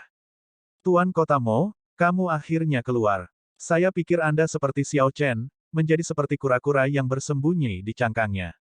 Ao Yu berbicara dengan arogan dan sambil tersenyum, merasa bahwa dia berada di atas angin. Mo Chen menjawab dengan tenang dengan sikap yang tidak budak atau sombong, Tuan Muda Ao, saya sudah memberitahu Anda, belum lagi kakak Xiao Chen tidak berada di kota naga surgawi, tetapi bahkan jika dia ada di sini, orang-orang gerbang naga sama sekali tidak akan membiarkan dia dalam bahaya. Haha, apa alasan? Semua orang tahu bahwa setelah Xiao Chen melompat dari jalan kaisar dan mengalami serangan balik dari kesengsaraan besar angin dan api, dia menjadi lumpuh dan bersembunyi di kota naga langit, kata Ao Yu dengan nada berat sambil tersenyum dingin. Tuan Muda, tidak perlu berbicara omong kosong dengan mereka. Saya pribadi akan pergi dan menangkap wanita ini dan memanggangnya untuk jawabannya. Setelah itu, kita akan mendapatkan apa yang kita inginkan. Salah satu orang di sisi Ao Yu melayang ke udara, tampak seperti kilatan petir saat dia terbang ke gerbang kota timur untuk menangkap Mo Chen. Orang yang mengenakan armor pertempuran berbalut darah seri bumi ini disebut Wu Yun. Dia adalah salah satu tetua inti dari sekte berpakaian darah, Kaisar Bela Diri Surga ke-6. Betapa sombongnya. Gong Yangyu mendorong tembok kota dan menggunakan tongkat logam hitam yang berat untuk menyambut orang ini, menghancurkan tongkatnya. Kamu hanya junior yang tidak penting, namun kamu berani bertarung denganku. Wu Yun tertawa arogan dan tidak menghindar, malah melemparkan pukulan. Bang! Ketika pukulan itu mengenai tongkat logam, benturan itu menghasilkan suara keras yang tumpul seperti guntur yang membuat gendang telinga semua orang berdengung. Ekspresi Ao Yu sedikit berubah. Dia berkata dengan lembut, ini dia, Gong Yangyu, orang teratas dari staf Dao di lautan berbintang surgawi. Tepat setelah Ao Yu berbicara, darah keluar dari mulut Wu Yun, karena kecerobohannya. Kemudian, staf ini langsung menghancurkan Wu Yun dari langit. Lengan Wu Yun mati rasa saat kekuatan dari tongkat menyebar, membuat separuh tubuhnya agak kaku. Ternyata kultivasi Anda sebagai puncak Kaisar Bela Diri Surga ke-6 bergantung pada objek eksternal. Ini hanya begitu-begitu. Gong Yangyu memutuskan untuk terus memukul Wu Yun saat Wu Yun sedang down. Dia mengacungkan tongkat itu dengan satu tangan, dan tongkat logam hitam itu berputar seperti angin puyuh. Gemuruh. Staf itu berputar-putar dengan suara angin dan guntur yang tak terbatas, memanggil awan petir di langit. Suara mendesing. Ketika tongkat logam itu berhenti, Gong Yangyu menghancurkannya. Awan petir menembakkan 10.000 petir. Kemudian, sosoknya bergerak sangat cepat hingga menghilang. Ketika Gong Yangyu muncul kembali, Wu Yun memuntahkan seteguk darah saat dia terbang kembali dengan lubang berdarah di dadanya dan darah mengalir keluar dengan liar. Kemenangan Gong Yangyu sangat indah, sebuah pemacu semangat yang luar biasa. Namun, kenyataannya, situasi gerbang naga tidak berubah sama sekali. Wu Yun hanyalah salah satu dari tetua inti dari sekte berpakaian darah. Di atas tetua inti adalah 8 penegak hukum dan wakil master sekte, Ken Minghuo. Selain itu, masih ada 3 Raja Naga dan 7 Markuise Naga terhormat, yang sudah mengenakan armor pertempuran berbalut darah. Akhirnya, ada Raja Naga Laut Barat, yang kekuatannya sekarang tak terduga. Kekuatan sekte berpakaian darah jauh melampaui gerbang naga. Situasinya bukanlah sesuatu yang bisa dibalik hanya dengan pertarungan 1 atau 2 individu. Pada saat yang sama, budidaya seni siklus Xiao Chen di pulau terpencil di laut juga telah mencapai saat yang paling kritis. 7 lampu dari 7 negara bagian yang berbeda tampak kokoh, seperti pita yang melayang di sekitar Xiao Chen.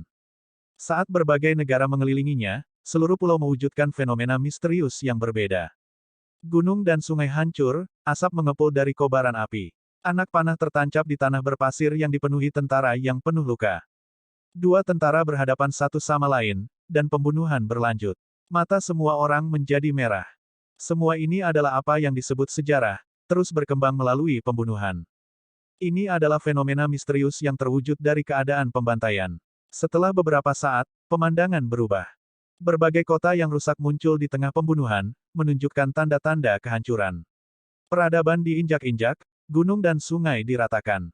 Ini adalah fenomena misterius yang terwujud dari keadaan kehancuran yang terjadi setelah pembunuhan. Kemudian, pemandangan berubah lagi. Ada orang-orang yang menangis kesakitan di tengah puing-puing. Kawanan condor terbang melalui langit merah. Lagu-lagu memudar di udara diliputi kesedihan. Banyak orang diam-diam menunjukkan kesusahan mereka ke langit, menunjukkan wajah putus asa. Setelah putus asa adalah kematian banyak orang. Seluruh dunia menjadi sunyi. Hanya hitam dan putih yang tersisa di tempat kejadian. Keheningan yang dibawa kematian menyelimuti gunung dan sungai. Di seluruh pemandangan, semua makhluk hidup telah layu, tidak ada tanda-tanda tempat tinggal manusia. Dunia telah kembali ke keadaan kosong. Setelah beberapa tahun yang tidak diketahui, dunia hitam putih tiba-tiba menunjukkan beberapa warna. Itu adalah sehelai rumput hijau, tumbuh dari celah di antara bebatuan di tengah puing-puing. Saat bilah rumput muncul, seluruh dunia menjadi berwarna. Dengan kehidupan, akan ada pembantaian. Dengan pembantaian, akan datang kehancuran. Akhirnya, seluruh dunia akan mati sebelum memperoleh kehidupan baru. Siklus tidak pernah berakhir, hidup tidak akan pernah padam. Ilusi menghilang, dan 7 lampu menyatu menjadi seberkas cahaya pelangi yang memasuki lautan kesadaran Xiao Chen. Di dalam lautan kesadaran yang luas, selain dari kristal petir bawaan dan kehendak es, ada juga hati siklus yang menggabungkan 7 keadaan. Xiao Chen membuka matanya, dan 7 lampu berwarna yang telah menerangi langit selama lebih dari setengah tahun menghilang.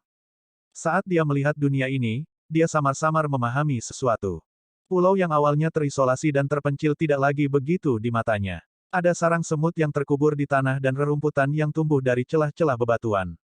Semuanya dipenuhi dengan kehidupan. Xiao Chen bahkan bisa melihat lebih jauh, dia bisa melihat tempat ini 10 tahun ke depan, bahkan 100 tahun. Pulau terpencil akan berubah subur dan hijau, ditutupi dengan hutan lebat.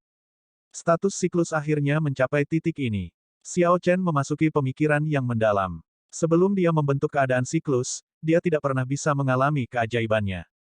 Dia menjentikkan jari. Cahaya pedang melesat keluar dari ujung jari itu dan menghantam gunung berbatu 1 kilometer di depan. Cahaya pedang berisi keadaan siklus yang baru saja disatukan oleh Xiao Chen. Gunung berbatu yang disambar cahaya pedang menderita dari serangan 7 negara bagian. Akhirnya berubah menjadi gumpalan pasir kuning yang tumpah ke tanah. Tidak ada ledakan yang mengejutkan atau fenomena misterius yang mempesona. Itu sangat sederhana dan sederhana. Xiao Chen merasa puas. Meskipun dia masih tidak tahu bagaimana menggunakan status siklus, efek di depannya sudah jelas. Keadaan siklus menyederhanakan energi primordialnya, membawanya ke tingkat yang sama sekali baru. Energi primordial Xiao Chen selalu lebih lemah daripada energi primordial Kaisar Bela Diri dalam hal kualitas. Alasannya sederhana, dia tidak mengalami kesengsaraan yang harus dialami Kaisar Bela Diri. Namun, sekarang, keadaan siklus menebus kelemahan ini. Selama Xiao Chen menggabungkan keadaan siklusnya dengan energi primordialnya tidak akan lebih lemah dari Kaisar Bela Diri yang berdaulat. Selanjutnya, Xiao Chen memiliki 1000 helai energi primordial, 100 helai lebih banyak daripada yang dimiliki Kaisar Bela Diri Surga ke-9. Dengan keadaan siklus, kultivasinya sudah tidak lebih lemah dari Kaisar Bela Diri Sovereign Surga ke-9. Bahkan, Dia bahkan lebih kuat dari kebanyakan. Hanya Kaisar bela diri surga ke-9 yang puncak itu, seperti Master Suci yang hanya berjarak sehelai rambut dari menjadi perdana, yang bisa bersaing dengannya. Menarik. Namun, keadaan siklus seharusnya tidak sesederhana ini. Petik 2. Jika keadaan siklus hanya memiliki efek ini, itu akan terlalu mengecewakan. Saya harus mencoba melihat apa efeknya ketika saya menggunakan status siklus dengan semua kekuatan saya. Manual rahasia seni siklus tidak lengkap. Itu hanya mengajarkan seseorang bagaimana memahami keadaan siklus, tidak ada yang lain. Xiao Chen harus mengujinya sendiri. Kalau tidak, dia tidak perlu berusaha keras. Suara mendesing. Siklus jantung di lautan kesadaran Xiao Chen berputar dengan cepat. Sinar cahaya pelangi langsung memenuhi lautan kesadarannya. Segera setelah itu, energi keadaan siklus keluar dari batasan lautan kesadaran, berenang di sekitar tubuh. Keempat anggota tubuhnya, tulangnya, dan semua organ internalnya langsung dipenuhi dengan kekuatan ledakan.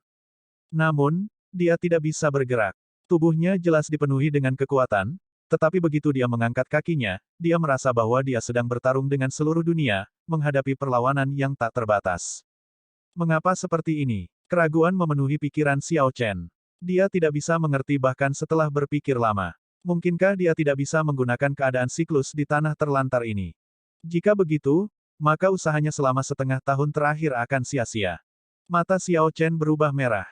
Dia telah bertaruh besar pada keadaan siklus ini, secara praktis mengabdikan semua 10 tahun terakhir di alam Kunlun untuk mencapainya. Pada akhirnya, inilah hasil yang dia dapatkan. Pukulan seperti itu terlalu besar, tidak ada yang akan puas dengan itu. Saya tidak pernah bisa menyerah. Xiao Chen meraung marah. Pada saat ini, dia memasukkan 1000 helai energi primordialnya ke seluruh tubuhnya. Suara mendesing. Tubuhnya seolah menembus lapisan batasan yang tak terlihat. Begitu dia menerobos, perlawanan tidak ada lagi, dia tiba-tiba menyerbu ke depan. Memegang pride di tangannya, Xiao Chen menikamnya ke tanah, melampiaskan semua energi di tubuhnya. Ledakan. Seluruh pulau terpencil itu langsung meledak, menjadi tidak ada apa-apanya. Batuan terbang di udara dan berubah menjadi bintik debu yang tak terhitung jumlahnya. Sebuah lubang besar muncul di laut dan membentuk pusaran air besar yang menyedot air laut sejauh 5.000 km seperti jurang. Huci. Sesuatu yang aneh terjadi. Sebelumnya, pulau itu hancur, meninggalkan jurang bawah laut yang dalam. Namun, Xiao Chen tiba-tiba menemukan bahwa pemandangan di depannya telah berubah. Dia memegang pedangnya dan berdiri tegak di pulau terpencil. Seluruh tubuhnya merasakan kelelahan yang tak terlukiskan, membuatnya ingin jatuh ke tanah dan tidur saat itu juga. Dia terlalu lelah. Bagaimana ini bisa? Saya ingat bahwa saya dengan jelas menggunakan pedang saya untuk menghancurkan pulau tempat saya berdiri ini. Mengapa saya masih melihat pulau itu dalam keadaan sempurna dan tanpa cacat? Mungkinkah saya salah melihat? Apakah saya baru saja mengalami ilusi? Namun, energi primordial saya terkuras, siklus hati saya redup dan tanpa cahaya. Tubuh dan pikiranku sangat lelah. Bagaimana bisa palsu? Ledakan. Saat Xiao Chen memikirkan ini, pemandangan di depannya berubah lagi. Pulau di bawah kakinya menghilang. Terperangkap lengah, dia terjun ke pusaran air besar di laut. Pusaran air itu begitu dalam sehingga dia tidak bisa melihat dasarnya. Ini jelas merupakan pusaran air yang dibuat oleh serangan pedangnya sebelumnya. Seni naga ikan, cambuk ekor naga Azure. Xiao Chen berteriak. Dia bergerak dalam lengkungan besar, seperti naga mengamuk yang berjuang bebas dari hisapan kuat pusaran air. Kemudian, dia berjungkir balik di udara dan mendarat di permukaan laut. Saat dia melihat pusaran air yang gelap, pikirannya perlahan tenang. Kemudian, dia dengan tenang memikirkan hal ini. Adegan dari sebelumnya terlalu aneh. Membalikkan ruang dan waktu. Setelah mendapatkan kembali ketenangannya, Xiao Chen merenungkan berbagai kemungkinan. Akhirnya, kata-kata ini muncul di benaknya. Membalikkan ruang dan waktu, bersepeda antara masa depan dan masa kini. Keadaan ruang untuk sementara memecahkan batasan waktu. Xiao Chen berbaring di atas tahta, merasa lelah dan terkuras. Dia masih memikirkan adegan yang terjadi sebelumnya. Dia akhirnya mengerti mengapa dia merasa seperti dia bertarung dengan seluruh dunia ketika dia mengedarkan keadaan siklus. Tidak heran sangat sulit untuk mengambil satu langkah ke depan. Xiao Chen telah membalikkan waktu dan ruang. Ketika dia mengambil langkah maju, dia tiba di ruang waktu masa depan. Ketika dia menikam pedangnya ke tanah dan menyebabkan laut meledak dan membentuk pusaran air, dia kembali ke saat dia menyerang. Ini akan menjelaskan mengapa dia melihat pulau yang utuh ketika dia kembali. Karena waktu dan ruang telah terbalik. Apa yang dia lihat adalah masa depan, dan dia mencurahkan energinya di masa depan. Masa depan sudah diputuskan, hasilnya tidak dapat diubah lagi. Untuk semua yang terjadi setelahnya, Xiao Chen tidak perlu melakukan apapun, tetapi pulau itu masih meledak. Itu persis sama dengan masa depan yang dia lihat.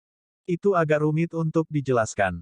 Sederhananya, ketika keadaan siklus meletus, dia bisa melakukan perjalanan ke masa depan dan menyerang musuhnya.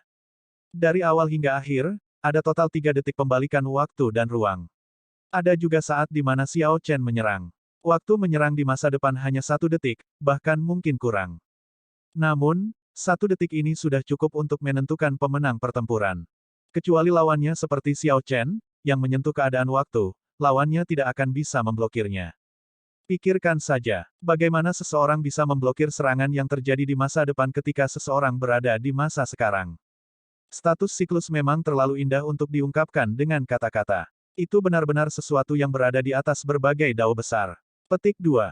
Tidak peduli bagaimana orang melihatnya, dao siklus lebih kuat dari dao es atau dao guntur, dan bahkan saber dao, yang merupakan keahlian Xiao Chen. Namun, kelemahan siklus dao ini sangat jelas baginya. Pertama, ini baru permulaan, tetapi dia sudah tidak memiliki cara untuk mengolahnya.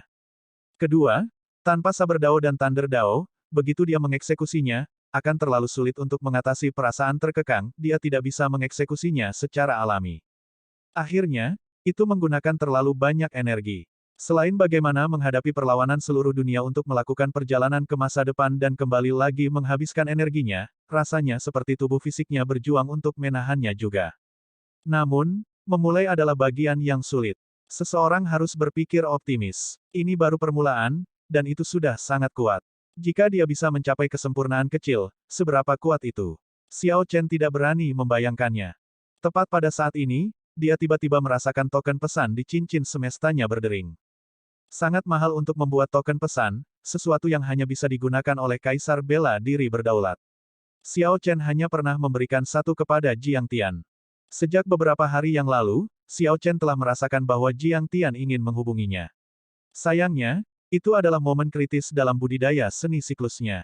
Dia tidak ingin mengganggu prosesnya. Dia takut jika dia berhenti, dia harus menghabiskan setengah tahun lagi untuk memahami keadaan siklus.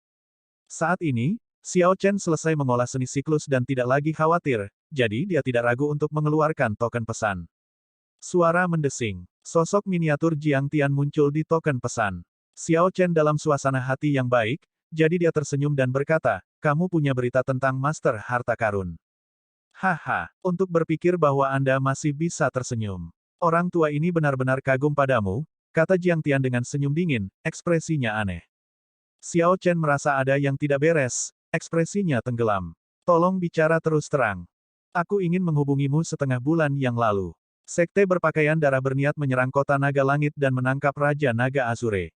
3 hari yang lalu, saya mencoba menghubungi Anda untuk memberitahu Anda bahwa gerbang naga dalam bahaya, dan teman baik Anda tidak dapat bertahan lebih lama lagi. Jika Anda bergegas saat itu, Anda mungkin berhasil tepat waktu. Petik 2. Jantung Xiao Chen berdetak kencang. Niat membunuh yang luar biasa melonjak keluar dari tubuhnya terus-menerus. Sejak gerbang naga dibangun kembali, gerbang itu tetap low profile. Mereka tidak bertarung dengan orang lain atau memperluas faksi mereka. Itu hanya sekelompok teman baik yang membantu Xiao Chen memenuhi keinginannya untuk membangun kembali gerbang naga, menjadi tempat di mana mereka bisa berkumpul. Tidak ada ambisi untuk memerintah atau menaklukkan faksi lain. Bagi Xiao Chen, Mo Chen, dan teman-temannya yang lain, gerbang naga seperti rumah yang menghubungkan mereka semua. Dia telah mencurahkan semua usahanya ke dalamnya. Sekarang, Jiang Tian terdiam beberapa saat sebelum berkata, gerbang kota jatuh setengah hari yang lalu. Semua tetua gerbang naga menyerang dan bahkan berhasil membunuh beberapa tetua sekte berpakaian darah. Tidak punya pilihan lain, Master Sekte Bloodclad Sect secara pribadi bergerak. Retakan. Sebelum Geomaster Jiang Tian selesai berbicara, token pesan yang mengambang di depan Xiao Chen hancur dan berubah menjadi debu. Orang ini, bahkan dengan kondisi mentalnya, dia masih tidak bisa tetap tenang. Jiang Tian menggelengkan kepalanya dan menghela nafas di sisi lain token pesan. Kondisi mental Xiao Chen sangat baik, bahkan jauh lebih baik daripada kebanyakan Kaisar Bela Diri Berdaulat. Dia bisa mengendalikan keserakahan dan niat membunuhnya dengan sangat baik. Namun, Naga memiliki sisik terbalik yang akan memicu mereka saat disentuh. Gerbang naga dan saudara serta teman dekat di gerbang naga adalah skala kebalikan dari Xiao Chen. Tidak ada yang diizinkan untuk menyentuh mereka. Memiliki kondisi mental yang baik tidak berarti bahwa Xiao Chen tidak mudah marah, itu tidak berarti bahwa ketajamannya hilang. Kemarahan membara di hatinya, kemarahan yang tidak bisa dia kendalikan. Namun, dia juga tidak ingin mengendalikannya. Menghadapi hal seperti itu, dia tidak bisa tetap tenang, tidak bisa bergeming seperti gunung seperti sebelumnya. Xiao Chen telah berencana untuk mengkonsumsi buah dao asal semesta. Namun, sepertinya dia hanya bisa mengesampingkannya untuk saat ini. Dia mengeluarkan pil primordial yang jarang dia gunakan. Kemudian, dia tidak ragu untuk mengekstrak 10 dan menelannya sekaligus. Dia menggunakan pil primordial yang biasanya digunakan untuk mengolah energi primordial untuk memulihkan energi primordialnya. Ini adalah harta yang dicari banyak orang, tetapi Xiao Chen menggunakannya begitu saja tanpa berkedip. 1 jam kemudian, energi primordialnya telah pulih sepenuhnya, berkat 10 pil primordial yang berharga. Pikiran dan tubuh Xiao Chen kembali ke kondisi puncaknya. Suara mendesing. Dia mengangkat satu kaki dan kemudian menginjak air dengan keras. Setelah itu, dia membubung, mengaum seperti naga yang mengamuk. Gemuruh. Air tempat dia menginjaknya pecah seperti kaca, meninggalkan lubang besar. Sama seperti itu, Xiao Chen membuat lari liar ke Pulau Bintang Surgawi di atas laut tanpa batas dengan kekuatan penuh. Dia muncul seperti naga mengamuk, bergerak 10 km dengan setiap langkah. Lubang-lubang dalam di laut yang dia tinggalkan di belakangnya mengkhianati kemarahan di hatinya. Dalam sekejap mata, dia melakukan perjalanan lebih dari 50 km. Namun, dia masih sangat jauh dari Pulau Bintang Surgawi. Meskipun bepergian dengan kecepatan tercepat di alam Kunlun, dia tidak akan bisa bergegas ke Pulau Bintang Surgawi secepat itu. 2 hari kemudian, desas-desus aneh mulai menyebar di lautan berbintang surgawi. Beberapa orang mengklaim bahwa mereka melihat naga sejati bergegas melewati mereka dalam sekejap. Ketika orang-orang ini pulih, mereka menemukan bahwa sosok yang mereka lihat telah menghilang tanpa jejak. Aura mengamuk mengilhami ketakutan pada setiap orang yang melihatnya. Orang yang rumor itu secara alami adalah Xiao Chen. Dia tidak punya pikiran lain selain faster.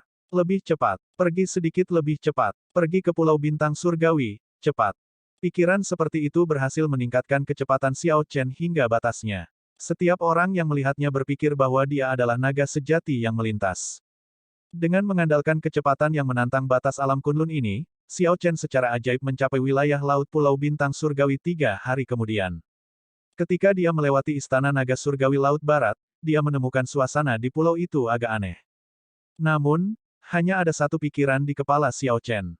Jadi, dia tidak berhenti. Setelah melewatinya, dia dengan cemas berlari menuju Pulau Bintang Surgawi. Istana Naga Surgawi Laut Barat tidak begitu dekat dengan Pulau Bintang Surgawi. Namun, dibandingkan dengan tempat dia memulai, itu jauh lebih dekat. Setelah beberapa saat lagi, Xiao Chen akhirnya tiba di tujuannya. Siluet kota naga langit muncul di depan matanya. Setelah mendarat, dia akhirnya menghentikan lari paniknya. Merasa agak gugup, Xiao Chen perlahan menuju kota naga surgawi di kejauhan. Dia melihat asap mengepul dari kota. Gerbang terbesar, gerbang kota timur, sudah dihancurkan, hanya setumpuk batu bata yang tersisa. Tidak ada satupun sosok yang terlihat. Berdiri di atas puing-puing, Xiao Chen melihat sekeliling. Seluruh kota naga surgawi tidak ada lagi. Semua bangunan telah diratakan dan kemudian dibakar. Kota naga langit, yang sebelumnya bisa menyaingi kota bulan cerah, sekarang menjadi reruntuhan bobrok yang dipenuhi kawah. Asap mengepul dari mana-mana. Bahkan, sebagian besar api belum padam, terus berkobar. Xiao Chen melihat beberapa penduduk asli yang dia ingat di antara puing-puing, menggali batu bata untuk mencari tubuh teman atau kerabat mereka dalam kesedihan. Mereka adalah murid gerbang naga yang tewas dalam pertempuran. Setelah terkubur di reruntuhan, tidak ada yang peduli dengan mereka. Bagaimana bisa seperti ini? Xiao Chen bergumam pada dirinya sendiri, merasakan kesedihan di lubuk hatinya, masih tertegun.